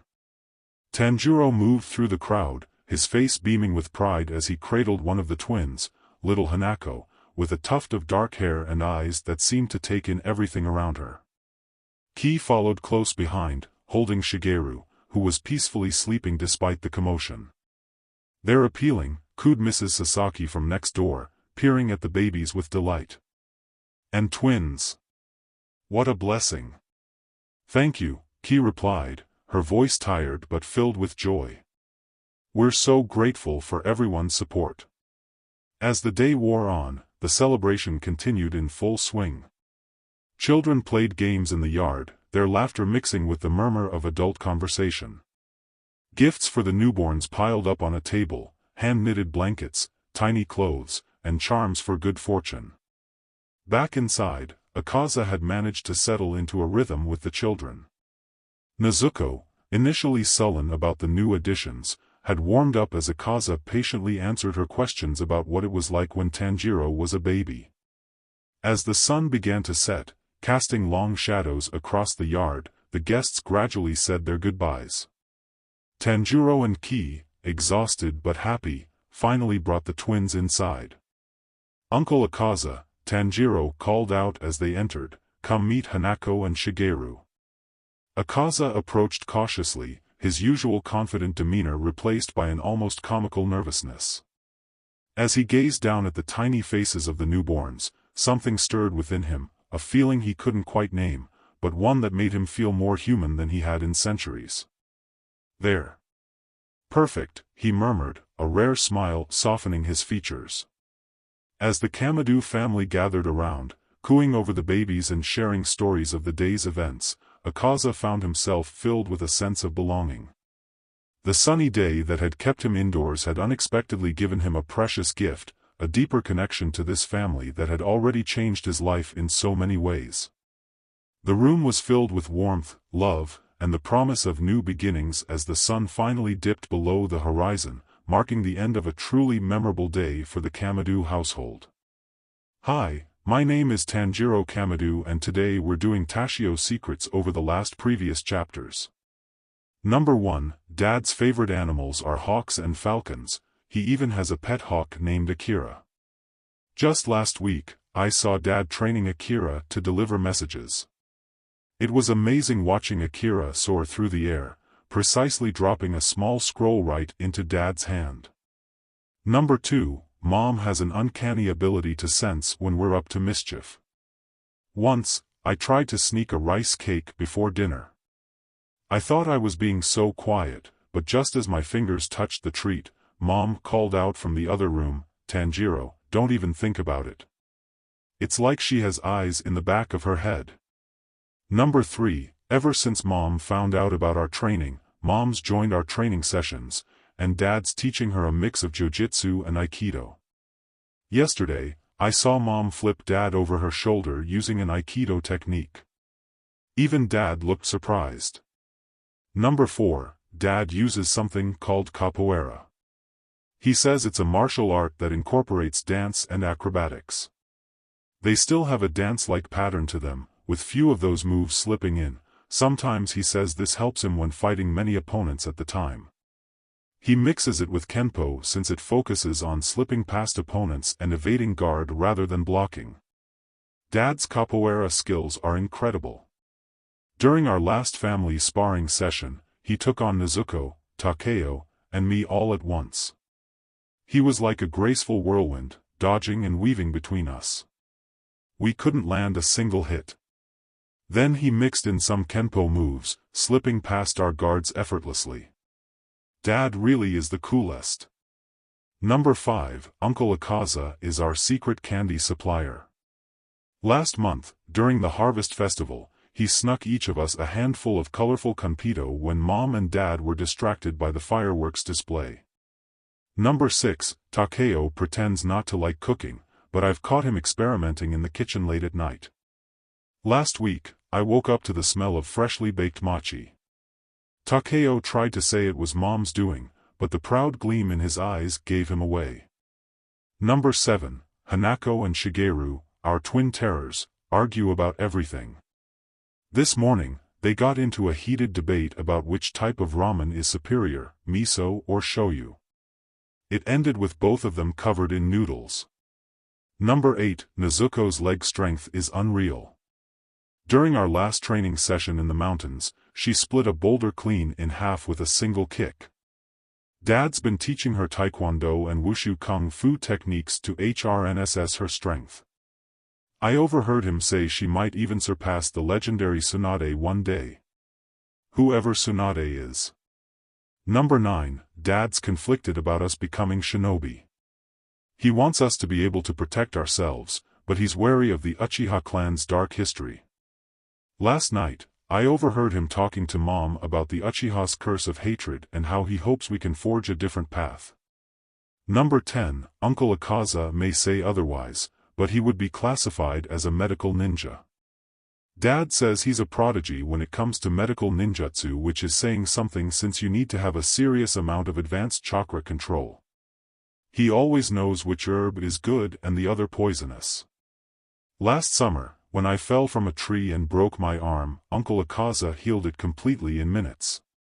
His hands glowed with green chakra, and the pain vanished instantly. As he worked, I noticed that wistful smile, like he was remembering a long-lost memory. "Tanjiro, come here." Oh, that's Dad calling. He probably wants to start our evening training session. Thank you for listening to another installment of Tashio Secrets. Next time, I'll tell you about the time Dad took down a burglar who stole our savings. See you then. Today was a simple day for the Kamadu family. The sun hung low in the sky, casting a warm orange glow over the modest family home and the surrounding forest. Tanjiro had just finished his work with the charcoal, his hands and face smudged with soot, a testament to his strong day's LBR. He was making his final rounds, checking the quality of each batch before tomorrow's sale in the nearby village. As he worked, a thought crossed his mind. It had been quite some time since he'd spent any quality time with Akaza.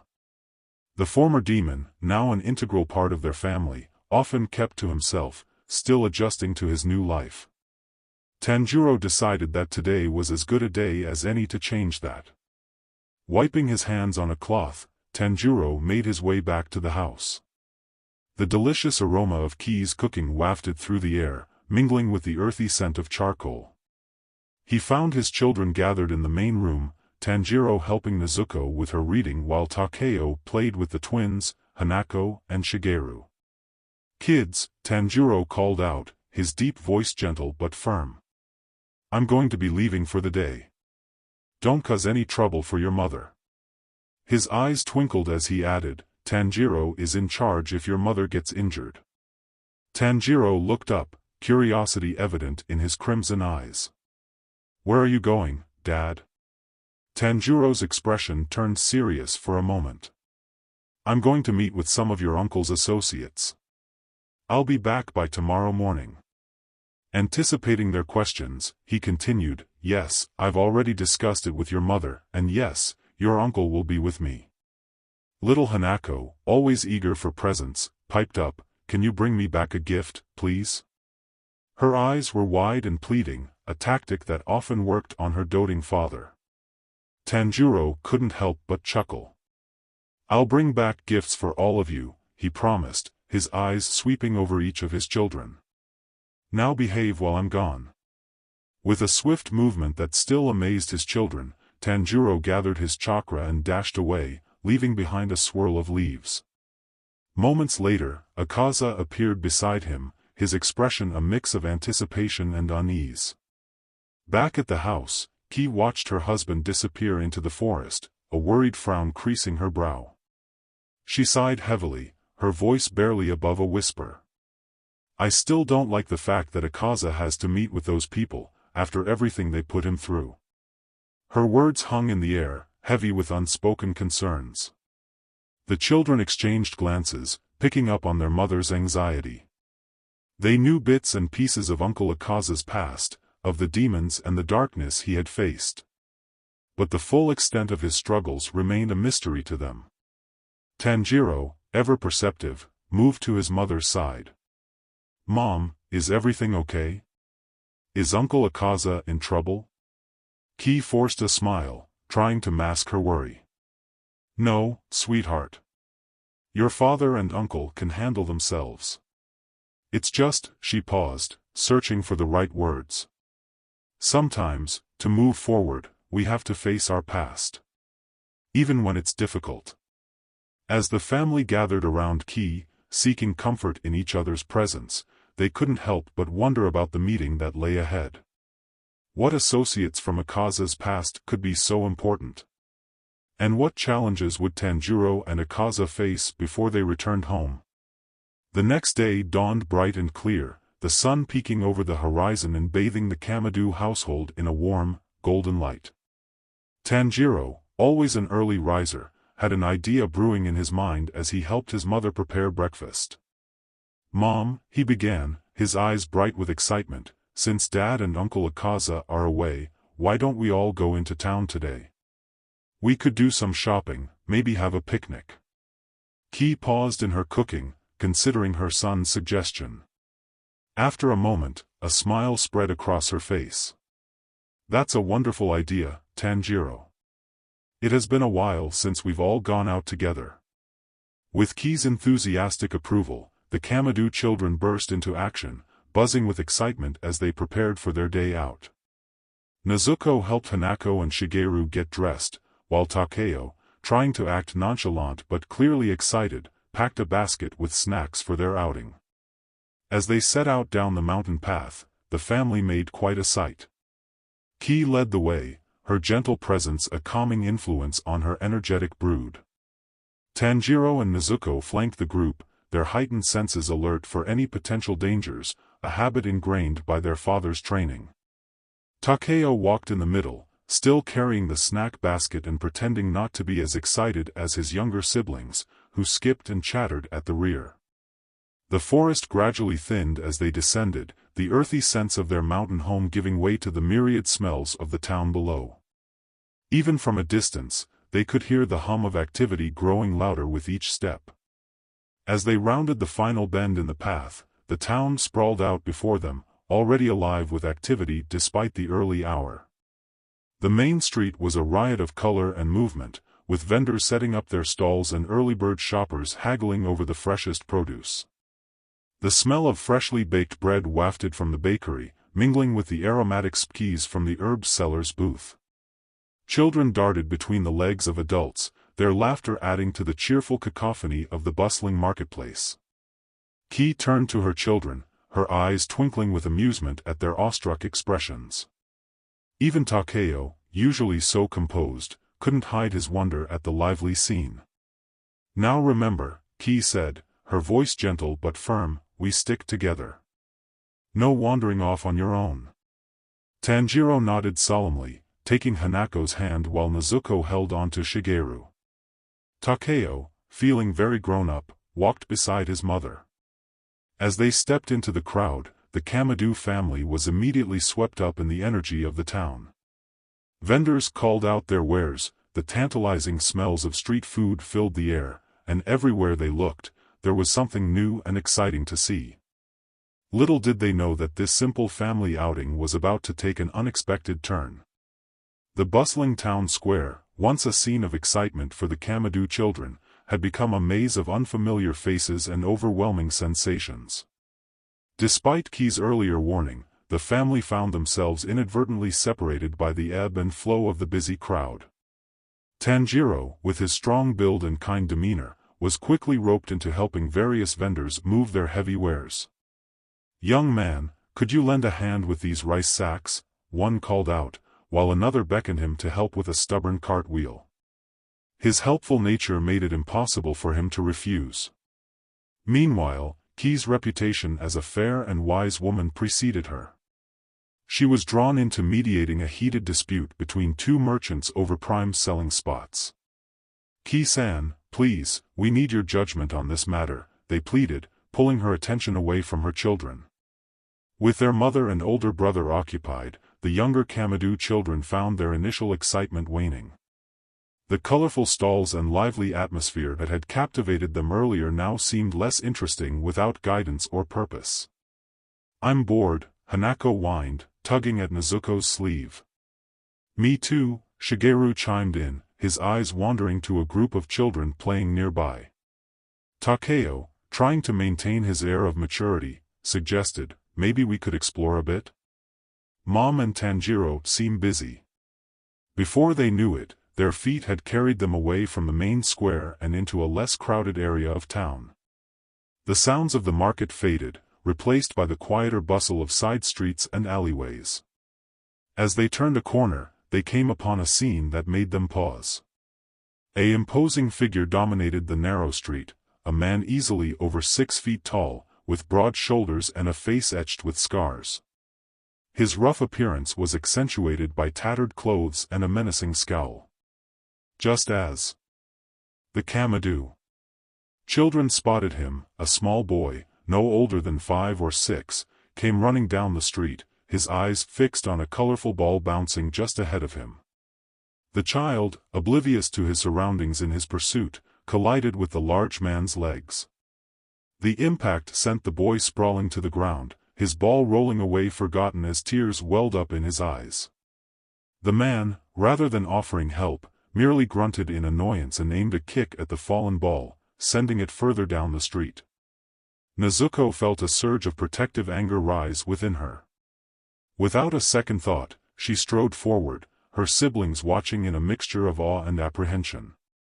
"Excuse me, sir." Nezuko's voice was clear and steady, betraying none of the nervousness she felt facing the towering man. The man turned slowly, his eyes narrowing as they fell upon Nezuko. His voice was a low growl when he spoke, "What do you want, brat?" Nezuko stood her ground, her back straight and her gaze unwavering. She could feel her heart pounding, but her father's training had taught her to face fear head-on. "I would like you to apologize to the child you bumped into," she said, her tone calm but firm. The man's scowl deepened, his posture shifting subtly into something more threatening. The air seemed to thicken with tension as he took a step towards Nezuko. Behind her, Takeo moved protectively in front of the twins, his eyes darting between his sister and the menacing stranger. The little boy who had fallen scrambled to his feet, watching the confrontation with wide, fearful eyes. Nezuko stood her ground, her father's teachings echoing in her mind. She knew she possessed strength beyond her years, but she also knew the importance of resolving conflicts peacefully when possible. As the man loomed over her, she prepared herself for whatever might come next, determined to stand up for what was right. The man's face contorted into an ugly sneer, his eyes narrowing as he glared down at Nezuko. Apologize? To that sniveling brat? He let out a harsh bark of laughter. Listen here, little girl. I don't owe anyone anything, least of all some clumsy kid who can't watch where he's going. His words, dripping with disdain, struck a chord deep within Nezuko. She felt a familiar heat rising in her chest, a burning sensation that always accompanied her strongest emotions. This wasn't just about the little boy anymore, it was about every sideways glance, every whispered comment, every closed door her family had faced because of their humble background. Memories flashed through her mind, Tanjiro returning home with a forced smile, hiding the hurt from being teased about the smell of charcoal that clung to his clothes. Takeo pretending not to care when other children refused to play with him, calling him dirty because of their father's work. Even little Hanako and Shigeru, too young to understand why some adults in town looked at them with poorly disguised contempt. Nezuko's fists clenched at her sides, her nails digging into her palms. The injustice of it all, the casual cruelty, the thoughtless discrimination, it all came bubbling to the surface, finding a target in this unrepentant man before her. Her voice, when she spoke again, was low and trembling with barely contained fury. You think you're better than him? Than us? Her eyes, usually warm and kind, now blazed with an intensity that made even the towering man take half a step back. You don't get to hurt others just because you think you're above them. The air around Nezuko seemed to shimmer with heat, her anger manifesting in a way that was almost tangible. Her siblings watched in a mixture of awe and concern, recognizing the rarely seen but formidable temper that their sister had inherited from their mother. The little boy, still sniffling on the ground, looked up at Nezuko with wide eyes, sensing the shift in atmosphere. Even passers-by began to slow, drawn by the palpable tension in the air. Nezuko took a step forward, her small frame somehow seeming to grow larger with the force of her righteous anger. You will apologize, she said, her voice ringing with a certainty that brooked no argument. Not just to him, but to everyone you've ever looked down on. People like you, who think you can trample on others without consequences, you're the reason this world can be so cruel. Her words hung in the air, charged with emotion and an underlying power that seemed to resonate with the very stones of the street. The man, for all his size and bluster, found himself rooted to the spot, faced with a force he hadn't expected in this small, pink-clad girl. The confrontation teetered on a knife's edge. Would the man back down? Takeo watched his sister with a mix of awe and growing concern. Nezuko had always been the gentler one among them, quick to smile and slow to anger. But now, as he observed her confronting this towering brute, he saw a side of her he'd rarely witnessed before. Her usual warm demeanor had been replaced by an aura of cold fury that seemed to radiate from her small frame.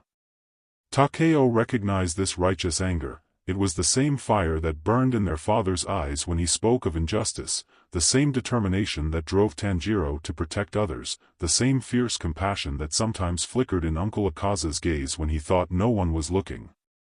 A chill ran down Takeo's spine as he realized the implications. People like Nezuko, like their father and brother and uncle, they got mad for others, not for themselves. Their anger was a shield for the weak, a sword against cruelty. But in wielding that weapon, they often forgot to guard themselves. Apologize now, Nezuko's voice cut through the air like a blade of ice, each word dripping with barely contained rage. The crowd around them seemed to hold its collective breath, the tension palpable in the suddenly still air. And then, for a split second that seemed to stretch into eternity, something changed. The sunlight that had been streaming down on them appeared to dim, as if a cloud had passed over the sun. In that moment of shadow, Takeo saw something that made his heart skip a beat. Nezuko's eyes, usually a warm, comforting brown, had transformed. In their place were two glowing red orbs, each pupil surrounded by a single black tomo. The legendary Sharingan, the Kekkai Genkai of their Uchiha heritage, had awakened in Nezuko's eyes. The sight was both appealing and terrifying. The power of their bloodline, manifested in Nezuko's gaze, seemed to pulse with an otherworldly energy. The man she was confronting stumbled back, his face a mask of confusion and fear, unable to comprehend the sudden change in the girl before him. "What's going on?" A shout from the crowd broke the spell. Heads turned toward the source of the cry, and in that instant of distraction, the Sharingan vanished as quickly as it had appeared. Nezuko blinked, the familiar brown of her eyes returning. She swayed slightly, as if the brief activation of her dormant power had drained her. Takeo rushed forward, steadying his sister with a supportive arm around her shoulders. The crowd murmured in confusion. Those closest to Nezuko rubbed their eyes, unsure if they had truly seen the legendary dojutsu or if it had been a trick of the light. The man Nezuko had been confronting took advantage of the moment to slink away, disappearing into the throng of onlookers. Takeo held his sister close, his mind racing. The Sharingan's awakening was supposed to be a closely guarded secret of their family. Their father had warned them about the power and the danger it could bring. Now, in the middle of a crowded street, that secret had been revealed, if only for a moment. As the twins huddled closer, their eyes wide with a mix of fear and amazement, Takeo realized that their simple trip to town had become something far more complicated. He looked around, searching for any sign of their mother or Tanjiro, knowing that they needed to regroup and deal with the implications of what had just occurred. The bustling town square, which had seemed so exciting just hours ago, now felt like a maze of potential dangers. Takeo tightened his grip on Nezuko, silently vowing to protect his family. As the sun dipped below the horizon, casting long shadows across the Kamado household, Tanjiro and Akaza finally returned from their mysterious meeting. The air was thick with an unspoken tension, amplified by Takeo's unusual behavior. The normally composed boy seemed fidgety, his eyes darting nervously between his father and siblings. Tanjiro, ever perceptive, noticed the change immediately. "Takeo," he said gently, kneeling down to meet his son's eyes, "what happened while we were gone?" Takeo hesitated, his words tumbling out in a rush as he recounted the events in town. He spoke of the crowded market, the confrontation with the rude man, and Nezuko's uncharacteristic outburst. As he described the strange moment when Nezuko's eyes seemed to change, Tanjiro's face paled visibly. Her eyes. They turned red, with these black marks, Takeo explained, struggling to find the right words. It was only for a second, but it was so strange. "Dad, what was that?" Tanjiro's heart seemed to stop for a moment, the weight of his family's hidden legacy suddenly pressing down on him with renewed force. He exchanged a meaningful glance with Akaza, who nodded solemnly. "It's time," Akaza said softly, his usually gruff voice tinged with concern. "They need to know about their Uchiha heritage, Tanjiro. We can't keep it from them any longer." Tanjiro closed his eyes briefly, taking a deep breath to center himself. When he opened them again, his gaze swept over his children, each looking up at him with a mixture of curiosity and apprehension. "Everyone," he said, his voice steady despite the turmoil in his heart, "gather around the dining area. There's something important I need to tell you about our family. About who we really are." As the Kamado children settled around the low table, their faces illuminated by the warm glow of lanterns, Tanjiro took his place at the head. Akaza stood silently in the corner, a supportive presence as Tanjiro prepared to unveil the secret he had guarded for so long. Tanjiro's eyes met each of his children's gazes in turn, lingering on Nezuko's warm brown eyes, now showing no trace of the power that had briefly awakened within them. He took another deep breath, steeling himself for the conversation that would change their lives forever. "My dear children," Tanjiro began, his voice low and serious, "what I'm about to tell you is about our heritage. About the Uchiha clan." The two men approached the lavish temple, the grand entrance of Doma's paradise cult shimmering with the soft light of dusk. Incense filled the air, blending with the faint sound of soft, ethereal chanting in the background. Doma's followers, dressed in pristine white robes, were lined up on either side, their eyes lowered in reverence. Akaza let out a long sigh. Do we really have to do this? Tanjiro, walking calmly beside him, gave a soft, knowing smile. Yes. Why? Akaza's voice had that familiar sharpness, laced with frustration. Tanjiro remained unfazed, his calm demeanor soothing in contrast to Akaza's irritability. Because he is your friend. Akaza scoffed, crossing his arms tightly. Who said we were friends? Tanjiro chuckled lightly. You both share a bond, whether you like it or not. Akaza glanced sideways at him, irritation still present but wavering. He couldn't help the soft grin that tugged at the corner of his mouth when Tanjiro spoke like that, calm and wise, but never patronizing. It was one of the many things he respected about the man. Akaza had never expected to feel at ease around someone like Tanjiro, yet here he was, feeling grounded in the presence of this soft-spoken swordsman. As they neared the grand hall, Doma's unmistakable voice echoed through the chamber. The cult leader stepped out, his face adorned with the same cheerful smile that seemed both genuine and unnerving. His rainbow-colored eyes twinkled as they fixed upon Akaza. Akaza Dano. You've come. And you brought a guest, how lovely. Doma's eyes shifted to Tanjiro, assessing him in an instant. There was something unsettling about the way Tanjiro's presence immediately shifted the atmosphere. It was subtle, but Doma could sense it. Tanjiro radiated warmth, a kind of effortless kindness that was foreign to Doma. And more disturbingly, Akaza smiled when he was with Tanjiro.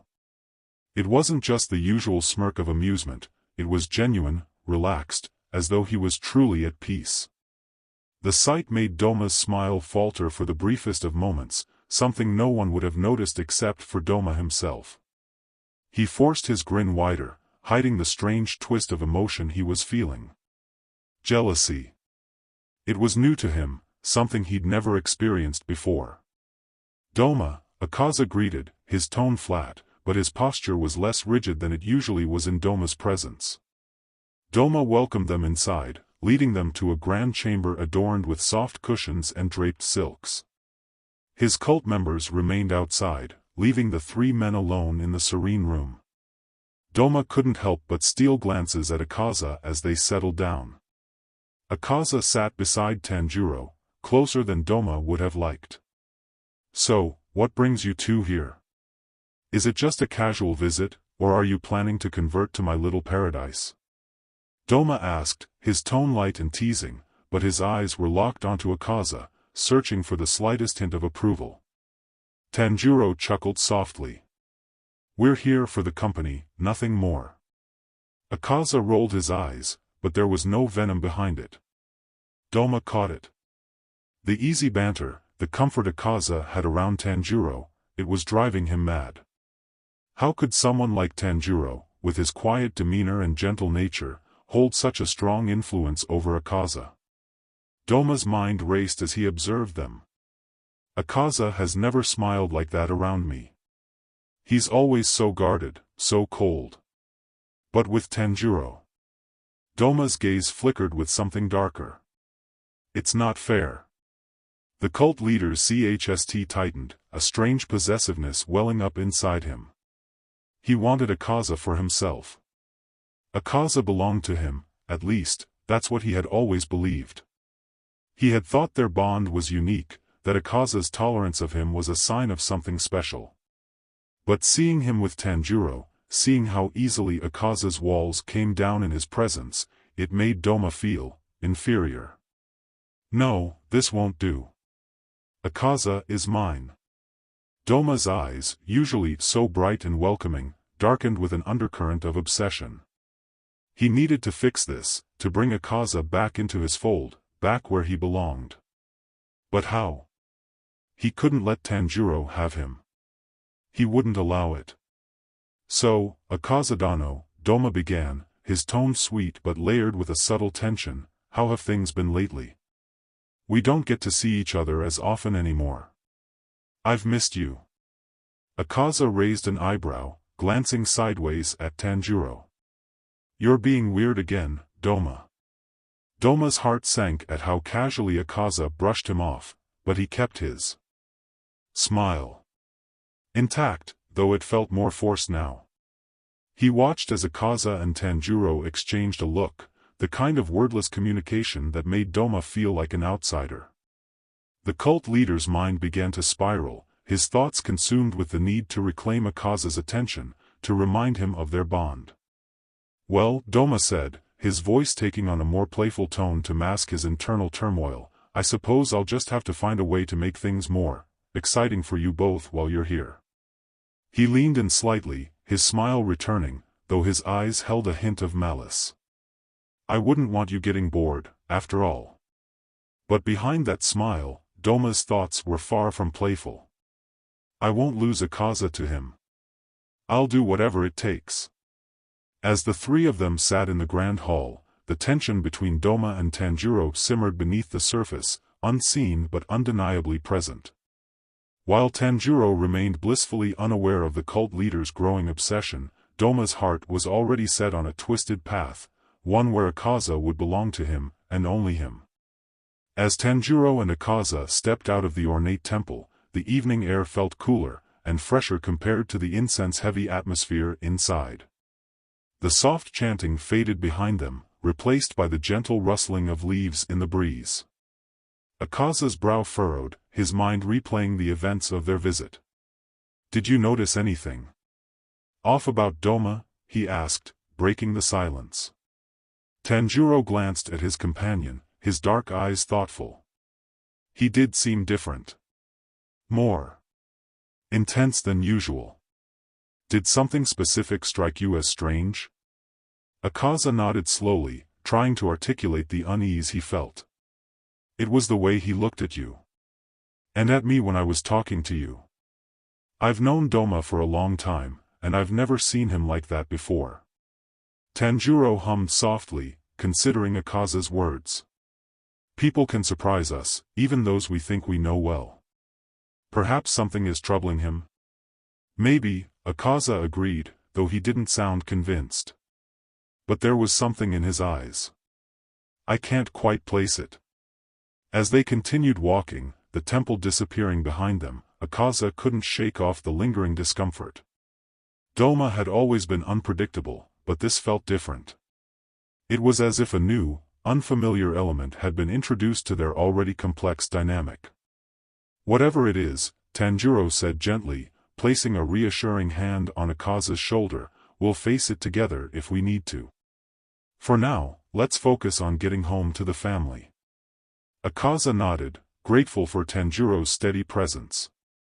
As they made their way down the mountain path, the strangeness of Doma's behavior remained at the back of his mind, a puzzle he couldn't quite solve. Little did he know, this visit might have set in motion events that would have far-reaching consequences for all of them. The gentle crackling of the fire and the soft rustling of leaves outside provided a soothing backdrop to the tense atmosphere within the Kamadu household. Tanjiro's usually serene face bore an uncharacteristic expression of concern, his brow furrowed and his dark eyes distant, as if peering into a past long buried. He drew a deep breath, steadying himself for the weighty tale he was about to unfold.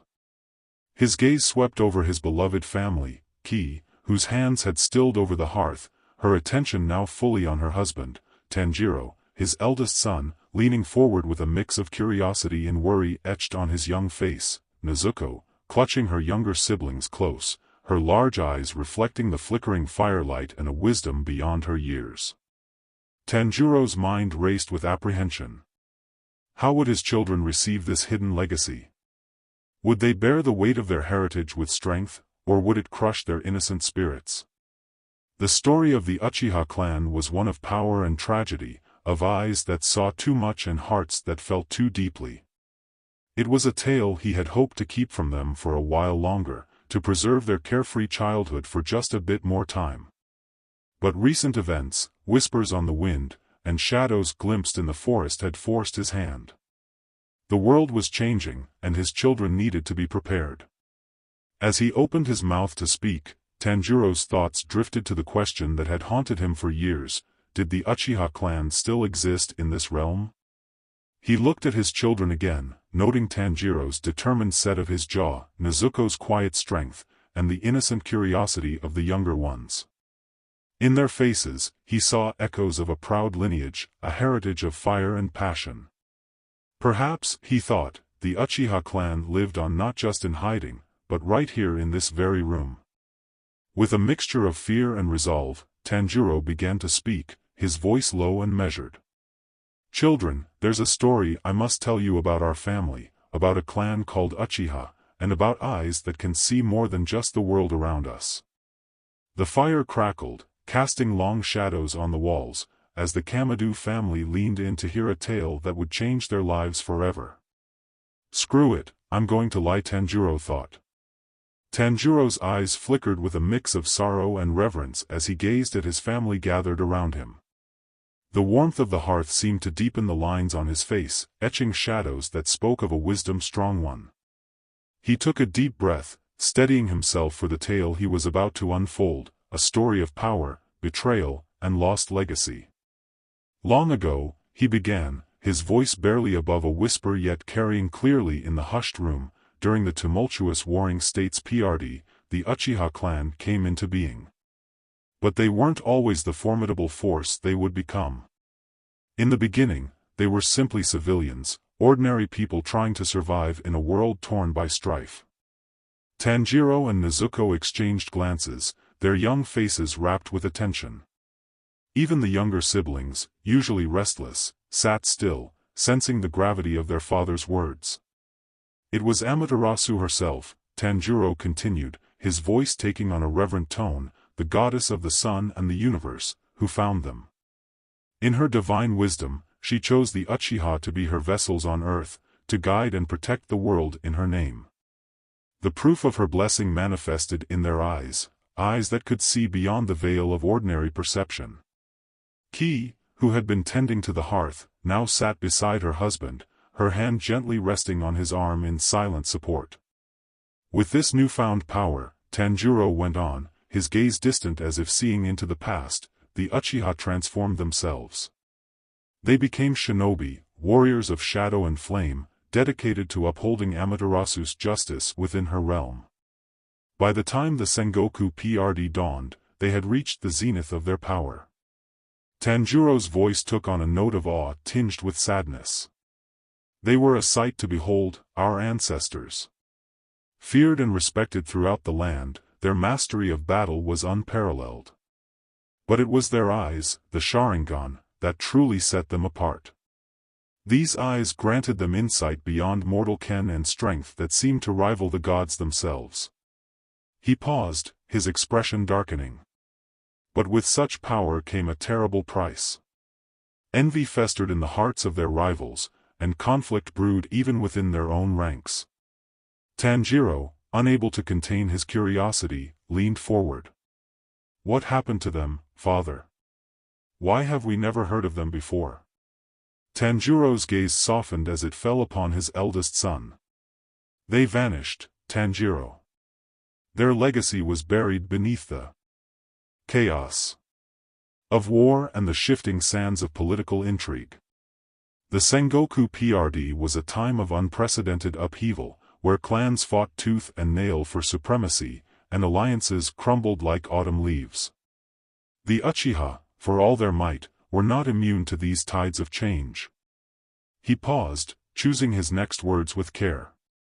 "There was a time when the Uchiha dreamed of peace. They worked alongside other powerful clans, striving to bring stability to a land ravaged by constant warfare. But peace, it seems, was not the longing of all." Ki's grip on Tanjiro's arm tightened imperceptibly, her eyes reflecting a deep sadness.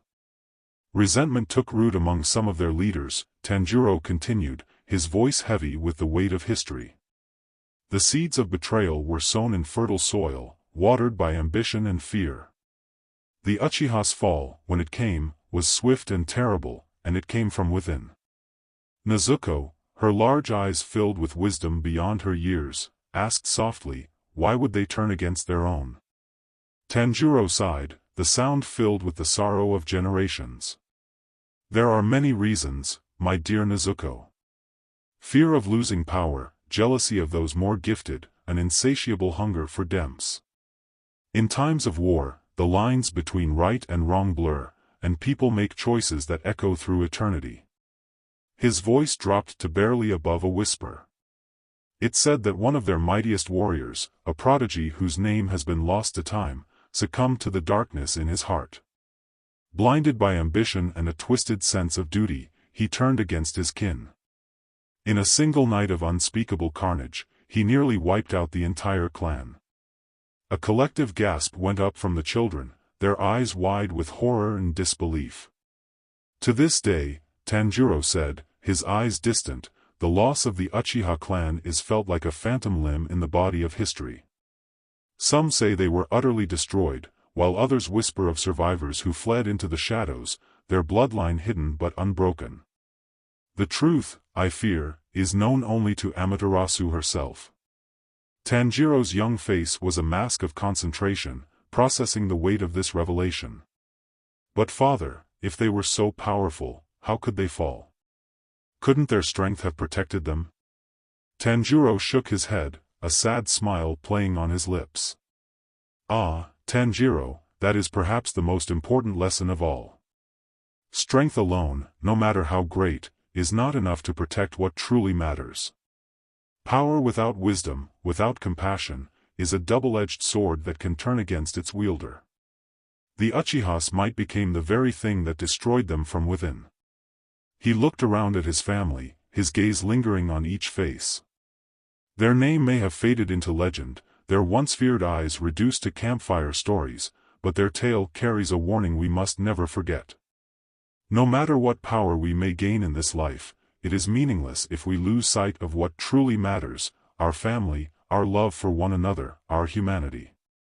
Tanjiro's voice grew stronger, filled with conviction. This is why I tell you this story, my children.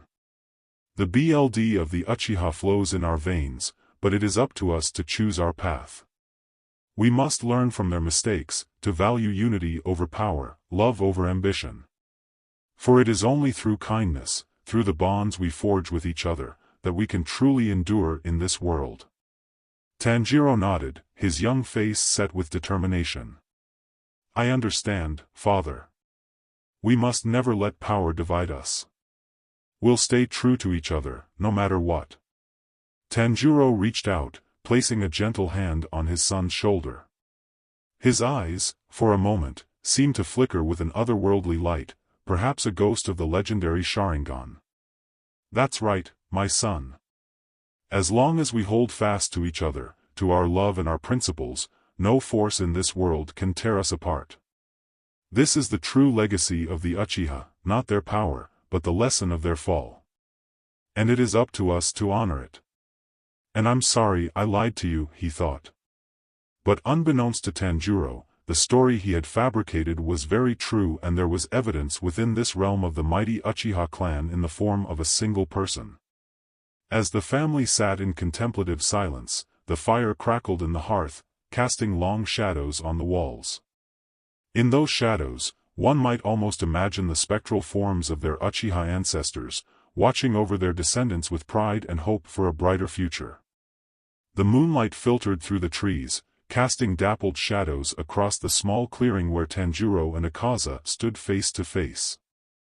The night air was thick with tension, the only sounds were the soft rustling of leaves and the distant call of a night bird. Akaza's eyes, usually filled with battlelust, now held a mixture of confusion and concern. His voice, normally booming with confidence, was soft and tinged with disbelief. What do you mean you lied to them? Tanjiro's shoulders slumped, the weight of his deception visible in the lines of his body. He met Akaza's gaze, his own eyes reflecting a storm of emotions, guilt, fear, and a deep, abiding love for his family. Yes, I lied to them about the Uchiha clan. Why? Akaza's voice rose slightly, his fists clenching at his sides. The demon's usual composure slipped, revealing the depth of his investment in Tanjiro and his family. Tanjiro ran a hand through his hair, his expression pained. "I don't know, Akaza," he said, his voice barely above a whisper. "Do you know how it feels to not fully understand your body?" He held out his hand, and for a moment, his eyes flickered with an otherworldly power, the ghost of a Sharingan. "One day, my body just manifested this power, and I don't know what to do with it. How would my children react to them being freaks of nature?" Akaza's expression softened, his own experiences as a demon allowing him to empathize with Tanjiro's fear. "They would forgive you," he said gently, taking a step closer to Tanjiro. "You need to have faith in them." Tanjiro shook his head, his eyes glistening with unshed tears. "I'm sorry, I just can't. The only reason I even have the slightest CNCPTN of what's going on is because my mother kept telling me stories of demons, and seeing that you're one means that the Uchiha has to be true." He sighed deeply, the sound heavy with the burden of his secret. "None of this must get out. I don't want my children finding out about this, it could harm them in the long run." Akaza stood still for a long moment, his gaze fixed on Tanjiro. A whirlwind of emotions played across his face, frustration, understanding, and something deeper, more tender. The demon, usually so certain in his convictions, found himself torn between his belief in honesty and his longing to support the man before him. Finally, Akaza's shoulders relaxed, his decision was made. "All right," he said softly, "I'll trust you. But I'll be doing a little investigation myself." Tanjiro's relief was palpable, his body sagging as if a great weight had been lifted. "Thank you, Akaza," he breathed, reaching out to grasp the demon's arm in gratitude. As their eyes met, Akaza felt a surge of emotion he couldn't quite name. The trust Tanjiro placed in him, the vulnerability he showed, it stirred something within the demon's chest, a warmth he hadn't felt in centuries. For a moment, the ruthless Upper Moon 3 was gone, replaced by a being capable of deep empathy and something more. Akaza found himself wanting to protect not just Tanjiro, but his entire family. The feeling was foreign. Almost uncomfortable in its intensity, yet he embraced it. This fragile human had shown him a kind of strength he'd never encountered before, the strength to love, to protect, to sacrifice for others. As they stood there in the moonlit clearing, an unspoken understanding passed between them. Akaza silently vowed to honor Tanjiro's wishes, to guard his secret, and to watch over his family from the shadows. The crimson moon hung low in the sky, casting an eerie glow over the shadowed landscape of feudal Japan. In a secluded clearing, two formidable figures stood facing each other, Akaza, the fierce Upper Moon 3, and Kokoshibo, the enigmatic Upper Moon 1. The tension between them was palpable, crackling in the air like static electricity. Akaza's usually confident posture was slightly hunched, his frustration evident in the set of his shoulders and the tightness around his eyes. "Why do I have to go on a mission with you?" he grumbled, his voice laced with irritation and a hint of something deeper, perhaps fear or resentment. Kokoshibo, tall and imposing, his many eyes gleaming in the moonlight, regarded Akaza with a mixture of disdain and curiosity. "Because Muzan-sama wanted me to keep an eye on you," he replied, his voice smooth and cold as ice. "You've been too lax, Akaza." The words hung in the air between them, heavy with implication. Akaza's fists clenched at his sides, his knuckles whitening with the force of his grip. "I still complete the missions as required," he shot back, a defensive edge to his voice. "I don't know what I'm doing wrong." But even as he spoke, a flicker of uncertainty passed across Akaza's face. In recent years, the world beyond Japan's borders has been changing rapidly. Rumors of great conflicts, of weapons capable of unimaginable destruction, had reached even the isolated shores of their island nation. In response, Muzan had redoubled his efforts to keep Japan unchanging, a bastion of demonic influence in a world racing towards modernity. This shift in Muzan's focus had led to an increase in joint missions among the Upper Moons, forcing them to leave their carefully cultivated territories more frequently. Akaza, with his unparalleled combat skills, had often been the prime candidate for these missions. But lately, something has changed. Kokashibo's eyes narrowed, sensing the turmoil beneath Akaza's bravado. Muzan-sama's will is absolute, he intoned, his words carrying the weight of centuries of loyalty. If he believes you require supervision, then it is not our place to question his judgment. Akaza's jaw clenched, a muscle twitching beneath the skin. The truth was, he knew exactly why Muzan had been growing increasingly agitated with him. With each passing day, each new mission, Akaza found his thoughts straying more and more to a certain family nestled in the mountains, the Kamadu family. The missions had been coming more frequently, each one pulling him further away from the quiet moments he had come to cherish. Stolen conversations with Tanjiro under the cover of night, watching from afar as Tanjiro and Nezuko grew stronger with each passing season, feeling a warmth in his chest that he thought had died centuries ago. We leave at dawn, Kokashibo's voice cut through Akaza's thoughts, sharp as a blade. I suggest you prepare yourself.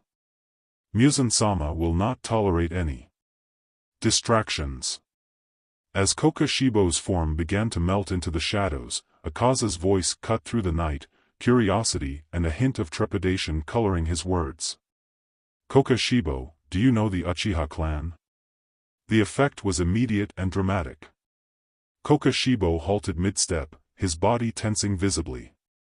In that moment, unbidden memories flooded his mind. Flashback.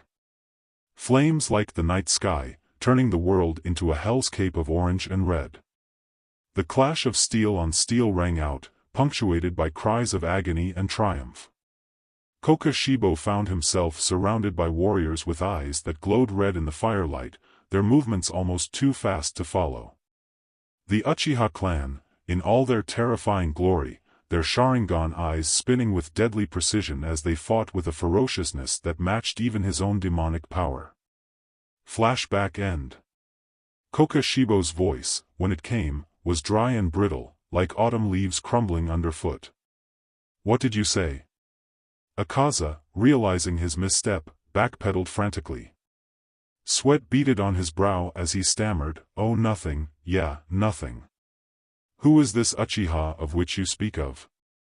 The air around them grew heavy, charged with an oppressive energy that made even Akaza's skin prickle. Kokashibo's voice dropped to a dangerous whisper, don't lie to me, Akaza. You know what happens when I get angry. Indeed, everyone in Muzan's inner circle knew the consequences of Kokashibo's wrath. His transformation was the stuff of nightmares, hair blazing red like fresh blood, defying gravity as it floated around him, the very air igniting into an inferno capable of reducing flesh to ash in seconds. Even Muzan himself gave Kokashibo a wide berth when his temper flared. Akaza, ever the survivor, made a split-second decision. A partial truth might be his only salvation. I just overheard it at a festival while I was on one of my missions, he said, his words carefully chosen. Kokashibo's tension eased slightly, replaced by a weary resignation. Of course, those bumbling fools would make a festival about them, he sighed, his voice heavy with centuries-old exasperation. Confusion furrowed Akaza's brow. What? Kokashibo turned to face Akaza fully, his multiple eyes gleaming with a mixture of disdain and something almost like nostalgia. That festival you went to is called the Teo Festival. It commemorates the day Amaterasu supposedly descended from the heavens to bless the world. It was also, according to legend, the day the Uchiha clan was created. His voice took on a lecturing tone, as if reciting from some ancient text. The town you visited was once the seat of Uchiha power. Under their rule, it flourished, becoming a beacon of prosperity in a war-torn land. The common folk there revered the Uchiha as living gods, their Sharingan eyes seen as proof of divine favor. They then proceeded to adopt multiple samurai families. Akaza listened, fascinated despite himself. Why would they adopt so many samurai families into their clan, he asked, genuinely curious. Kokashibo's laugh was harsh and without humor. It was a dance of mutual exploitation, a kaza. For the samurai families, it was a chance to elevate their status, to bask in the reflected glory of the Uchiha name. The clan had always been insular, their bloodline jealously guarded. To be adopted into their ranks was a prize beyond measure. He began to pace, his words painting a vivid picture of a bygone era. Imagine it, Akaza. A time when the Uchiha name alone could open doors, could command respect and fear in equal measure. These samurai families would do anything for a chance to claim even a fraction of that power. But the Uchiha were not fools, Kokashibo continued, his voice tinged with what might have been grudging respect. They saw an opportunity to expand their influence, to bolster their military might. By adopting these families, they gained loyal warriors, already trained in the arts of war. It was a brilliant strategy, really. His eyes narrowed, a hint of his earlier anger returning. But it was also their downfall. They grew too quickly, became too powerful. They forgot the very thing that made them strong in the first place, the purity of their bloodline. The concentrated power of their Sharingan. Akaza absorbed this information, his mind racing. He thought of Tanjiro and his children, of the power that seemed to sleep within their BLD. Could they be? As Kokashibo's words hung heavy in the air, Akaza's mind raced, piecing together the fragments of information. The detailed account, the emotion underlying Kokashibo's voice, it all pointed to something more personal than mere historical knowledge. Before he could stop himself, the words tumbled from his lips. Kokashibo, Akaza said, his voice a mixture of awe and suspicion, the way you speak of the Uchiha. It's almost as if you knew them firsthand. The moment the words left his mouth, Akaza knew he had crossed a line. The air around them suddenly grew thick and oppressive, as if all the oxygen had been sucked away. Kokashibo's form, which had been melting into the shadows, solidified once more, his hair turned red like BLD and the very ground around him began to burn, his multiple eyes fixated on Akaza with an intensity that made the younger demon's skin crawl. In an instant, Kokashibo was before him, moving with a speed that even Akaza's trained eyes could barely follow. His hand shot out, gripping Akaza's throat with crushing force, his skin burning. When he spoke, his voice was low and dangerous, each word dripping with centuries of contained rage. You would do well to curb your curiosity, Akaza, Kokashibo hissed, his grip tightening. Some knowledge is not meant for lesser demons. The Uchiha are gone, their legacy nothing but ash and whispered legends. That is all you need to know, all you should ever speak of them. Akaza struggled against Kokashibo's grip, his own demonic strength useless against the Upper Moon One's overwhelming power. He could feel the edges of his vision starting to darken, his body screaming for air it no longer needed but desperately craved. Just as suddenly as it had begun, Kokashibo released him. Akaza stumbled back, gasping unnecessarily, more out of habit than actual need, burn marks evident on his neck. When he looked up, Kokashibo's face was once again an impassive mask, all traces of his earlier anger hidden behind a veil of cold indifference. Our mission begins at dawn, Kokashibo said, his tone brooking no argument. I suggest you focus on the task at hand and forget this foolish line of questioning. For both our sakes. With that, Kokashibo turned and disappeared into the night, leaving no trace of his presence save for the lingering chill in the air and the phantom sensation of his grip on Akaza's throat. Alone in the clearing, Akaza rubbed his neck, his mind reeling. Kokashibo's reaction had confirmed his suspicions, there was far more to the story of the Uchiha than he had been told.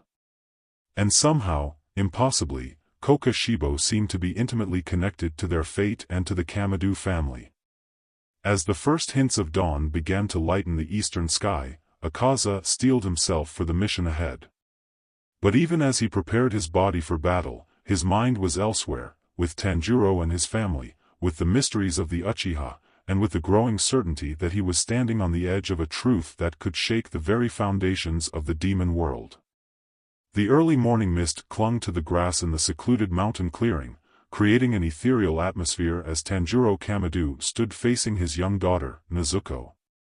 The air was crisp with the promise of dawn, the forest around them still and silent save for the occasional chirp of an early rising bird.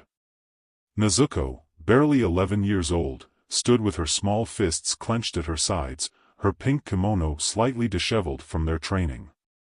Frustration etched every line of her young face, her brow furrowed in concentration. Her eyes, usually a warm chocolate brown, flickered intermittently with hints of crimson, the nascent power of the Sharingan struggling to fully manifest.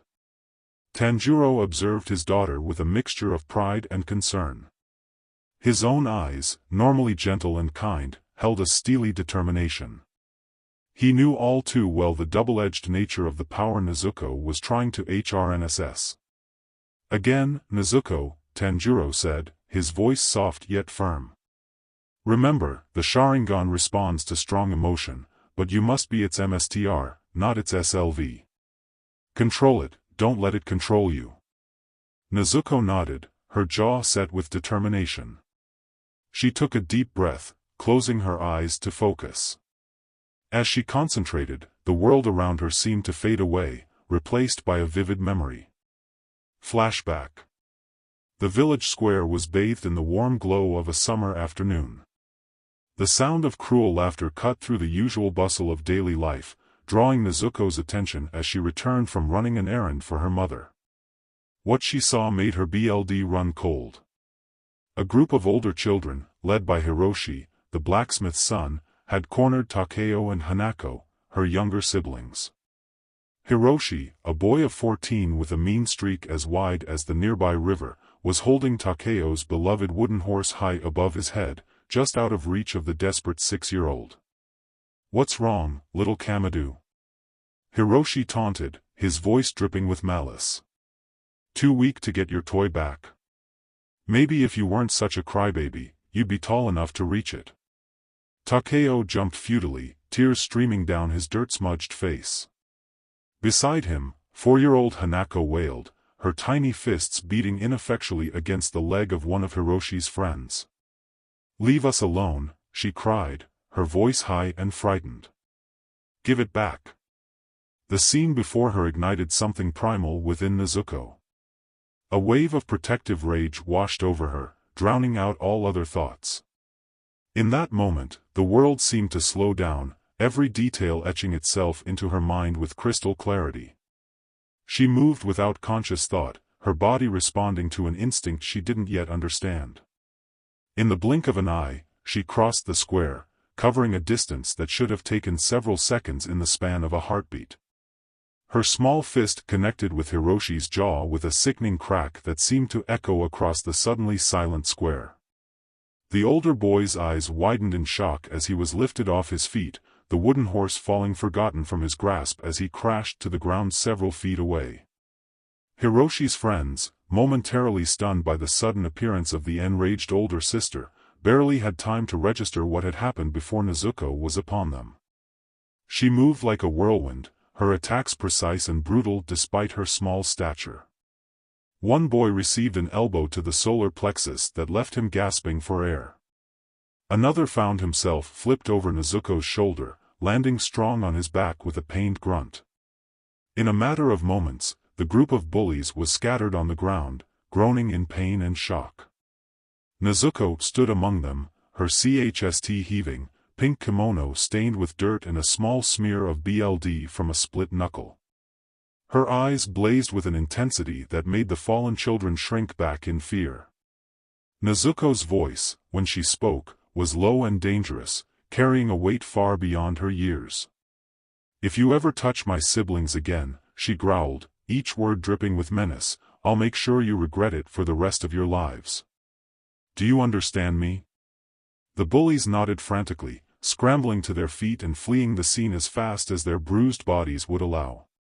As the adrenaline began to fade, Nezuko turned to comfort Takeo and Hanako, who were staring at their sister with a mixture of awe and lingering fear.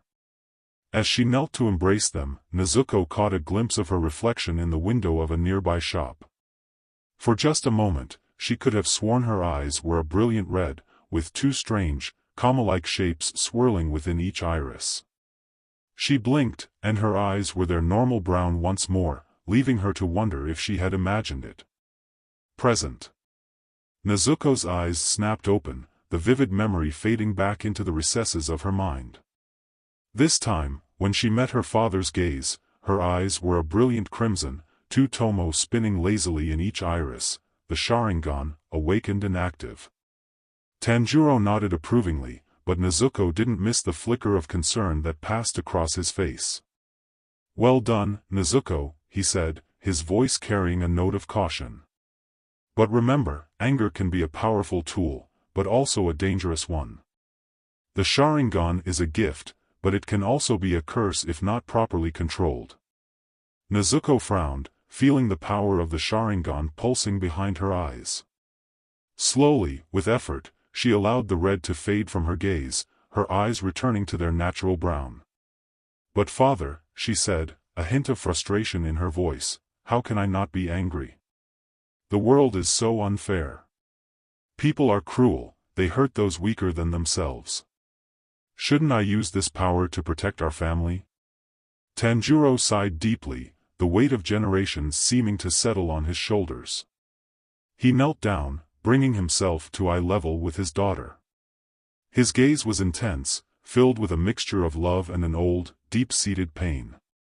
"Protecting our loved ones is noble, Nezuko," he began, choosing his words carefully. "But there's a fine line between protection and vengeance. The Sharingan. It feeds on strong emotions, especially negative ones. If you're not careful, it can consume you, twist your love into something dark and destructive." He placed a gentle hand on her shoulder, his touch conveying all the love and worry in his heart.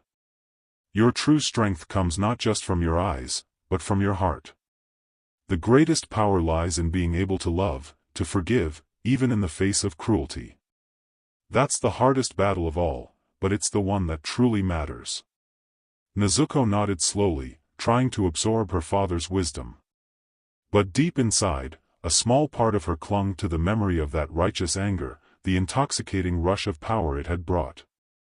She loved her father dearly and respected his guidance, but a seed of doubt had been planted. Was he truly right about the nature of strength? Or was he, perhaps, holding her back from realizing her full potential? As they continued their training, the sun rising higher in the sky and burning away the last of the morning mist, neither father or daughter noticed the pair of eyes watching them intently from the shadows of the forest. Akaza, having momentarily slipped away from his mission with Kokushibo, observed the scene with a complex mixture of emotions. Fascination warred with growing concern as he watched the young girl grapple with the awakening power within her. The potential Nezuko displayed was undeniable, but so too was the potential for darkness that came hand in hand with such strength. As he watched Tanjiro patiently guide his daughter through the complexities of her awakening abilities, Akaza couldn't shake an ominous feeling. Kokushibo's warnings about the Uchiha echoed in his mind, along with fragmented memories of destruction wrought by eyes that burned like blood. In that moment, watching the interplay between father and daughter, Akaza felt as though he was witnessing the first tremors of an earthquake that would soon shake their world to its very foundations. The future, he realized with a chill, balanced on a knife's edge, and the choices made by this young girl with fire in her eyes might very well determine which way it would fall. The sun had begun its descent towards the horizon, painting the sky in hues of orange and pink. The Kamado household was bustling with the usual evening activities, the younger children playing in the yard, Tanjiro helping his mother prepare dinner, and Nezuko practicing her forms in the small clearing nearby. It was in this peaceful scene that Akaza arrived, his presence both expected and somewhat tense. Tanjiro emerged from the house, his face lighting up with a mixture of relief and concern at the sight of the upper moon demon. "Akaza," he greeted, his voice low to avoid drawing attention from the others. "I'm glad you could make it. It's been a challenging few weeks." Akaza nodded, his usually fierce demeanor softened in the presence of the Kamado patriarch. I came as soon as I could. Muzan-sama's missions have been demanding. He left unsaid the constant surveillance from Kokushibo, the growing suspicion among the upper moons. Here, in this small haven, he could let his guard down, if only for a moment. Tanjiro led Akaza to a secluded spot behind the house, where they could talk without being overheard. As they settled, Tanjiro's face grew grave. Nezuko's powers are growing stronger by the day, he began, his voice barely above a whisper. But I fear I'm losing her, Akaza. Akaza's brow furrowed. What do you mean? Tanjiro sighed, running a hand through his hair, a rare display of frustration from the usually composed man. The Sharingan. It's awakening fully now. 2 tomo in each eye. Her control is improving, but her anger. He trailed off, his eyes distant. Tell me, Akaza prompted gently. Last week, there was an incident in the village, Tanjiro continued. Some traveling merchants were harassing a local widow, trying to force her to sell her land. Nezuko intervened. She put 3 grown men in the clinic, Akaza. And the look in her eyes. He shuddered at the memory. Akaza listened intently, his mind racing. He thought of Kokushibo's warnings about the Uchiha, of the destructive potential of their power. But he also thought of the fierce protectiveness he'd seen in Nezuko, the love that drove her actions. She's walking a dangerous path, Tanjiro said, his voice heavy with worry. I've tried to guide her, to teach her about the importance of compassion and forgiveness. But I fear my words are falling on deaf ears. She sees the injustice in the world and wants to fight it with all her strength. I understand her feelings, but you fear where that path might lead, Akaza finished for him. Tanjiro nodded, looking older and more tired than Akaza had ever seen him. I don't know what to do, Akaza. How do I protect her from herself? Akaza was quiet for a long moment, considering.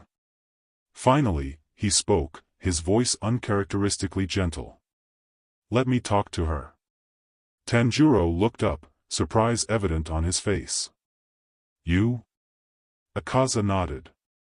I understand anger, Tanjiro. I understand the longing for vengeance, the stuck call of power. Perhaps I can reach her in a way you can't. Tanjiro studied Akaza's face, searching for something. Whatever he saw there must have satisfied him, because he nodded slowly. All right, he said. But please, be careful. She's still my little girl, Akaza. No matter how strong she becomes.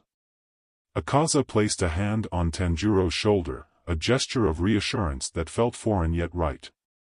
I understand. I'll be gentle, I promise. As the last rays of sunlight painted the sky in deep purples and blues, Akaza made his way to the clearing where Nezuko was training. The young girl was moving through a series of katas, her movements fluid and precise. As Akaza approached, she turned, her eyes widening. In surprise. Akaza-san, she greeted, bowing slightly. I didn't know you were visiting today. Akaza nodded in acknowledgement. Your father asked me to speak with you, Nezuko. Do you mind if we talk? Nezuko's expression turned guarded, but she nodded, moving to sit on a large rock at the edge of the clearing. Akaza joined her, maintaining a respectful distance. For a moment, they sat in silence, the sounds of the forest at twilight filling the air around them. Finally, Akaza spoke. Your father tells me your powers are growing stronger. Nezuko's chin lifted slightly, a hint of pride in her voice. Yes. I can activate the Sharingan at will now, and maintain it for longer PRDS. Akaza nodded. That's impressive. But power often comes with a price, Nezuko. Your father is worried about you. Nezuko's expression hardened. He doesn't understand. None of them do. The world is full of cruelty and injustice. With this power, I can make a difference. I can protect people. Like the widow in the village? Akaza asked quietly. Nezuko's eyes flashed, a hint of red bleeding into the brown. Those men deserved what they got. They were bullies, preying on someone weaker than them. Akaza studied her face, seeing the conviction there, the righteous anger. It stirred something in him, a memory just out of reach. I understand your anger, Nezuko. Believe me, I do. But anger. It's a dangerous thing. It can consume you if you're not careful. Nezuko frowned. But isn't anger sometimes justified? When we see injustice, shouldn't we be angry? Shouldn't we fight? Akaza was quiet for a moment, considering his words carefully. Anger can be a powerful motivator, it's true. But it's also blinding. It can make you see the world in black and white, when the truth is often more complicated. He gestured towards the village, barely visible through the trees. Those men you fought, do you know their stories? What drove them to act as they did? Nezuko's frown deepened. Does it matter? They were hurting someone who couldn't defend herself. It always matters, Akaza said softly. Understanding doesn't mean excusing, Nezuko. But when we fight without understanding, we risk becoming the very thing we're fighting against. As he spoke, fragmented memories began to surface in Akaza's mind. A life long past, a young man consumed by anger and the longing for strength. Flashback. The dojo was filled with the sound of wood striking wood, of feet shuffling on polished floors. A young man with fiery red hair moved through the crowd of students, his movements precise and powerful. But there was an edge to him, a barely contained fury that made the other students give him a wide berth. Hakuji. The MSTR's voice cut through the noise. Control yourself. Your anger makes you sloppy. Hakuji, for that was Akaza's name in this long-ago time, turned, his eyes blazing. My anger makes me strong, he snarled. While the rest of these weaklings hold back, I embrace my power. The MSTR's face fell, disappointment etched in every line. True strength comes from DSPLN, Hakuji. From understanding yourself and your opponent. Anger is a crutch, nothing more. But Hakuji wasn't listening. He was already turning away, his mind filled with dreams of power, of proving everyone wrong. Present. Akaza blinked, the memory fading as quickly as it had come. He found Nezuko watching him curiously. Akaza-san? Are you alright? Akaza nodded, trying to shake off the disorienting feeling of the sudden recollection. Yes, I'm fine. I was just remembering something. Nezuko's curiosity was piqued. What were you remembering? Akaza hesitated, then decided that honesty might be the best approach. I was remembering a time when I was much like you, Nezuko. Young, angry at the world, desperate to prove myself. Nezuko's eyes widened. You? But you're so strong now. Surely, you've always been. Akaza shook his head, a wry smile touching his lips. No one is born strong, Nezuko. We all start somewhere. And my beginning. It was not so different from where you are now. He turned to face her fully, his expression serious. I thought anger made me strong. I thought if I could just be powerful enough, I could right all the wrongs in the world. But do you know what I learned? Nezuko shook her head, hanging on his every word. I learned that true strength isn't about how strong you can hit, or how many enemies you can defeat. It's about understanding. It's about being able to see the humanity in everyone, even those who have wronged you. Nezuko frowned, clearly struggling with this concept. But how can we just forgive people who do terrible things? Isn't that just letting them get away with it? Akaza shook his head. Forgiveness doesn't mean allowing injustice to continue. It means understanding that even those who do wrong are human, with their own stories and struggles. It means fighting not out of anger or vengeance, but out of a longing to create a better world for everyone. As he spoke, more memories began to surface. Flashes of a life he had long forgotten, moments of kindness amidst the anger, people who had tried to show him a different path. Flashback. A small house on the outskirts of a village.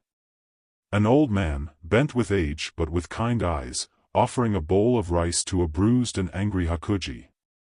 "Why are you helping me?" Hakuji demanded, suspicious of the old man's kindness. The old man smiled, the wrinkles around his eyes deepening. "Because everyone deserves kindness, young man. Even those who have forgotten how to be kind to themselves." Hakuji wanted to scoff, to reject the old man's words. But something in that simple act of kindness touched a part of him he thought long dead. Present. Akaza blinked, coming back to himself. Nezuko was watching him intently, her brow furrowed in thought. "Akaza-san," she said slowly, "you speak as if you've lived through this yourself. But you're a demon, aren't you? How can you understand these things?" Akaza felt a chill run through him. How indeed? These memories, these feelings, they belonged to a life he had thought long forgotten. A life before he became a demon. But as he sat there, under the curious gaze of this young girl with fire in her eyes, he found himself questioning everything he thought he knew about himself. He began, then stopped, unsure how to continue. How could he explain something he didn't understand himself? Nezuko, sensing his discomfort, changed tack. "What you said about understanding others, about seeing their humanity. It's not easy, is it?" Akaza seized on this, grateful for the shift. "No, it's not. It's probably the hardest thing you'll ever do. But it's also the most important." He looked out over the darkening forest, his voice soft. "The world isn't divided into good people and bad people, Nezuko. We all have the capacity for both within us. The choice we make, every day, is which part of ourselves we nurture." Nezuko was quiet for a long moment, digesting this. When she spoke again, her voice was small, almost vulnerable. "But what if? What if I'm not strong enough? What if I can't control my anger?" Akaza turned back to her, his expression softening. "That's why you have people who love you, Nezuko. Your family, your friends, they're there to support you, to remind you of who you really are when anger threatens to consume you." As he said this, another memory surfaced, this one more painful than the others. Flashback. A girl with kind eyes and a gentle smile, reaching out to a furious Hakuji. "You don't have to do this alone," she said softly. "Let me help you. Let me show you another way." But Hakuji, blinded by his rage and his pride, turned away. "I don't need anyone's help," he snarled.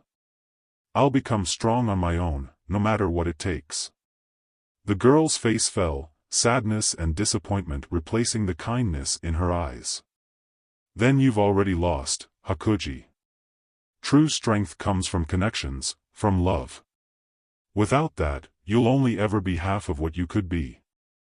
Present. Akaza came back to himself with a start, a deep ache in his chest. He looked at Nezuko, seeing in her the same fire, the same potential for greatness, or for tragedy, that he had once possessed. "Nezuko," he said, his voice thick with emotion he didn't fully understand, "promise me something." Nezuko nodded, sensing the importance of the moment.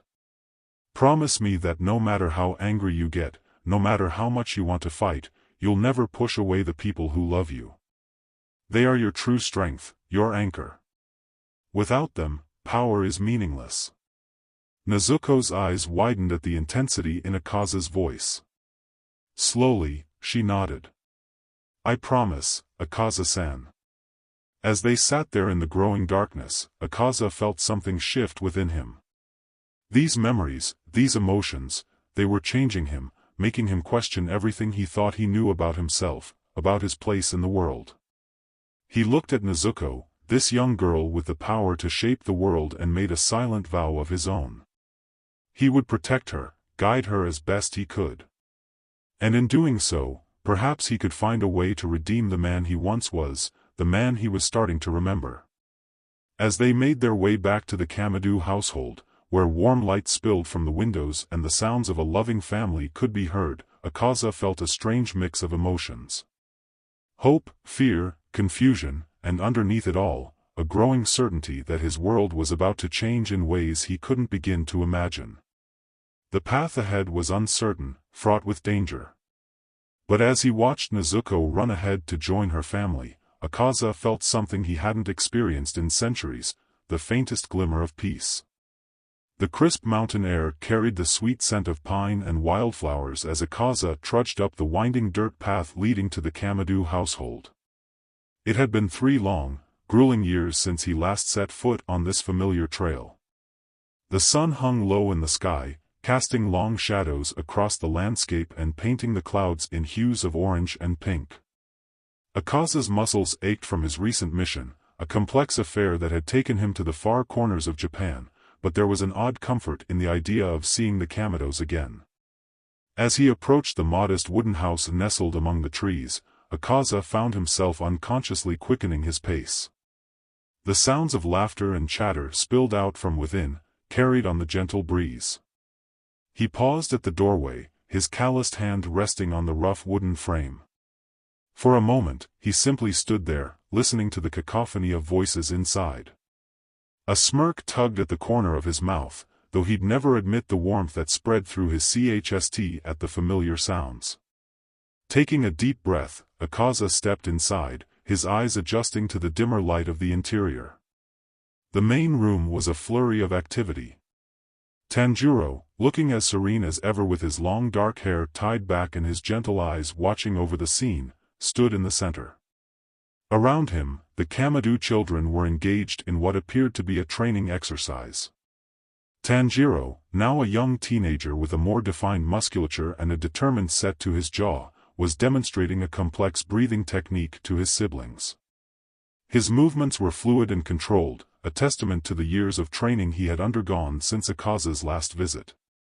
Beside him, Nezuko mirrored his actions, her long dark hair swaying with each measured breath.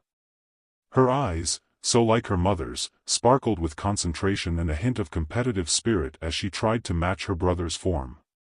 The younger siblings, Takeo, Hanako, and Shigeru, watched with varying degrees of attention. Takeo, his face scrunched in concentration, attempted to copy Tanjiro's movements but often lost his balance, causing Hanako to giggle. Shigeru, still too young to fully participate, was content to wave his arms in a clumsy imitation of his older siblings. Ki sat nearby on a worn tatami mat, her serene presence a counterpoint to the energetic children. In her arms, she cradled a small bundle wrapped in a soft, pale blue blanket. The sight of this unexpected addition caused Akaza to freeze mid-step, his eyes widening in surprise and then narrowing in confusion. "Hold up," Akaza said, his gruff voice cutting through the chatter. He pointed at the baby, his tone laced with a mixture of disbelief and irritation. "Who the hell is that?" The room fell silent for a moment as all eyes turned to the newcomer.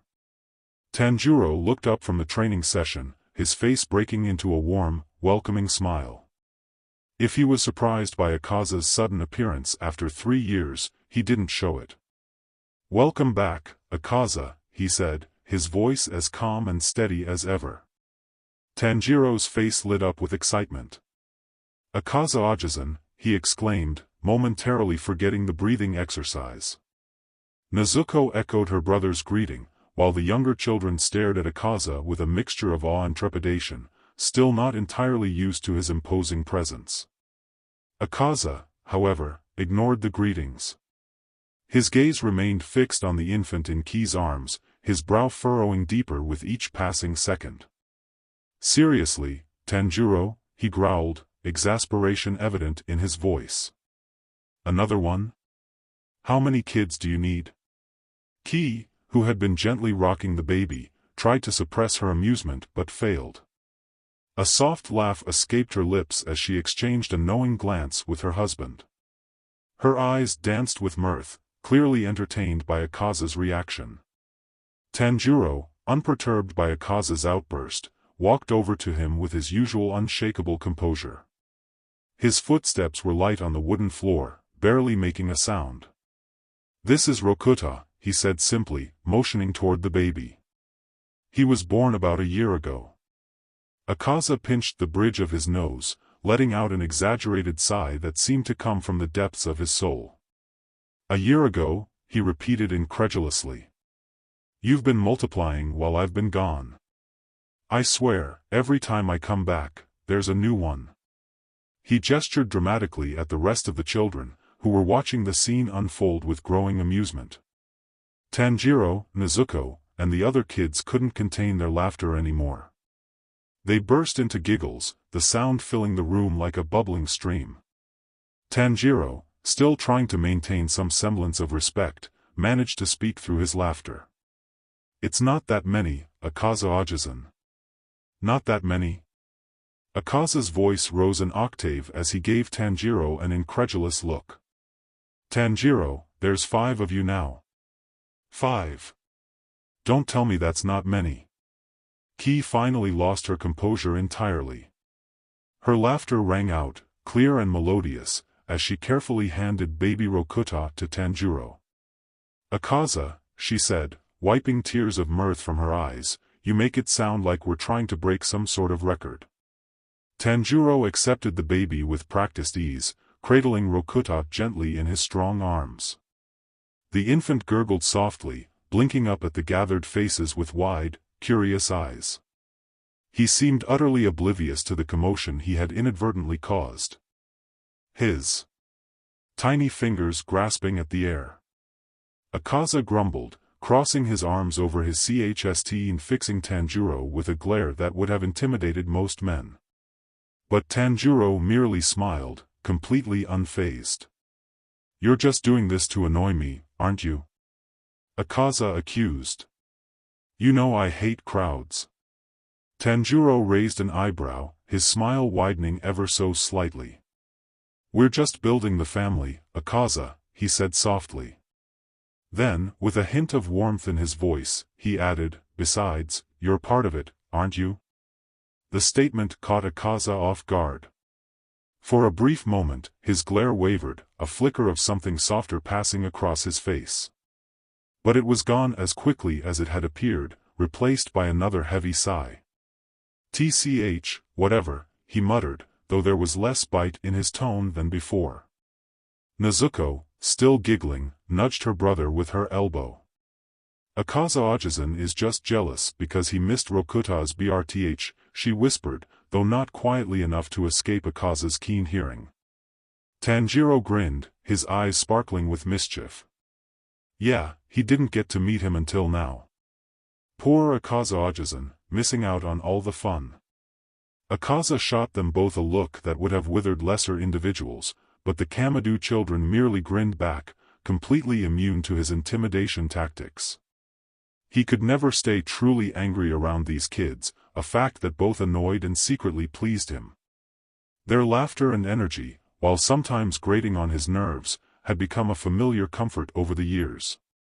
Rokuta, seemingly sensing that he was the center of attention, let out a tiny squeal. His small hands reached out toward Akaza, fingers grasping at the air as if trying to grab onto this loud, unfamiliar man.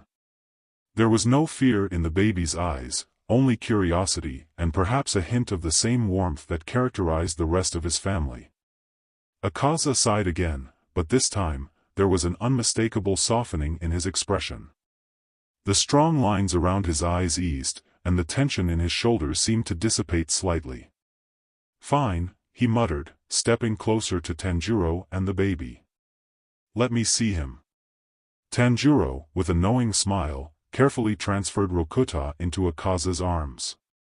Despite his gruff exterior, Akaza handled the infant with surprising gentleness. His large, battle-hardened hands cradled Rokuta securely, supporting the baby's head with unexpected tenderness. Rokuta blinked up at Akaza, his big eyes full of wonder and innocence. For a long moment, they simply stared at each other, the hardened warrior and the newborn child, a study in contrasts.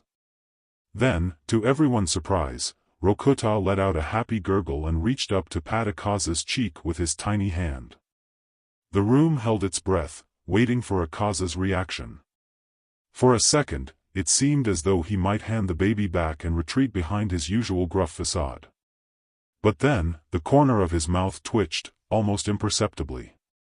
Well, Akaza grumbled, though there was an unmistakable fondness in his voice, at least this one's quiet. For now. The rest of the Kamado family exchanged glances, trying desperately to contain their amusement. Tanjiro bit his lip to keep from laughing, while Nezuko hid her giggles behind her hand.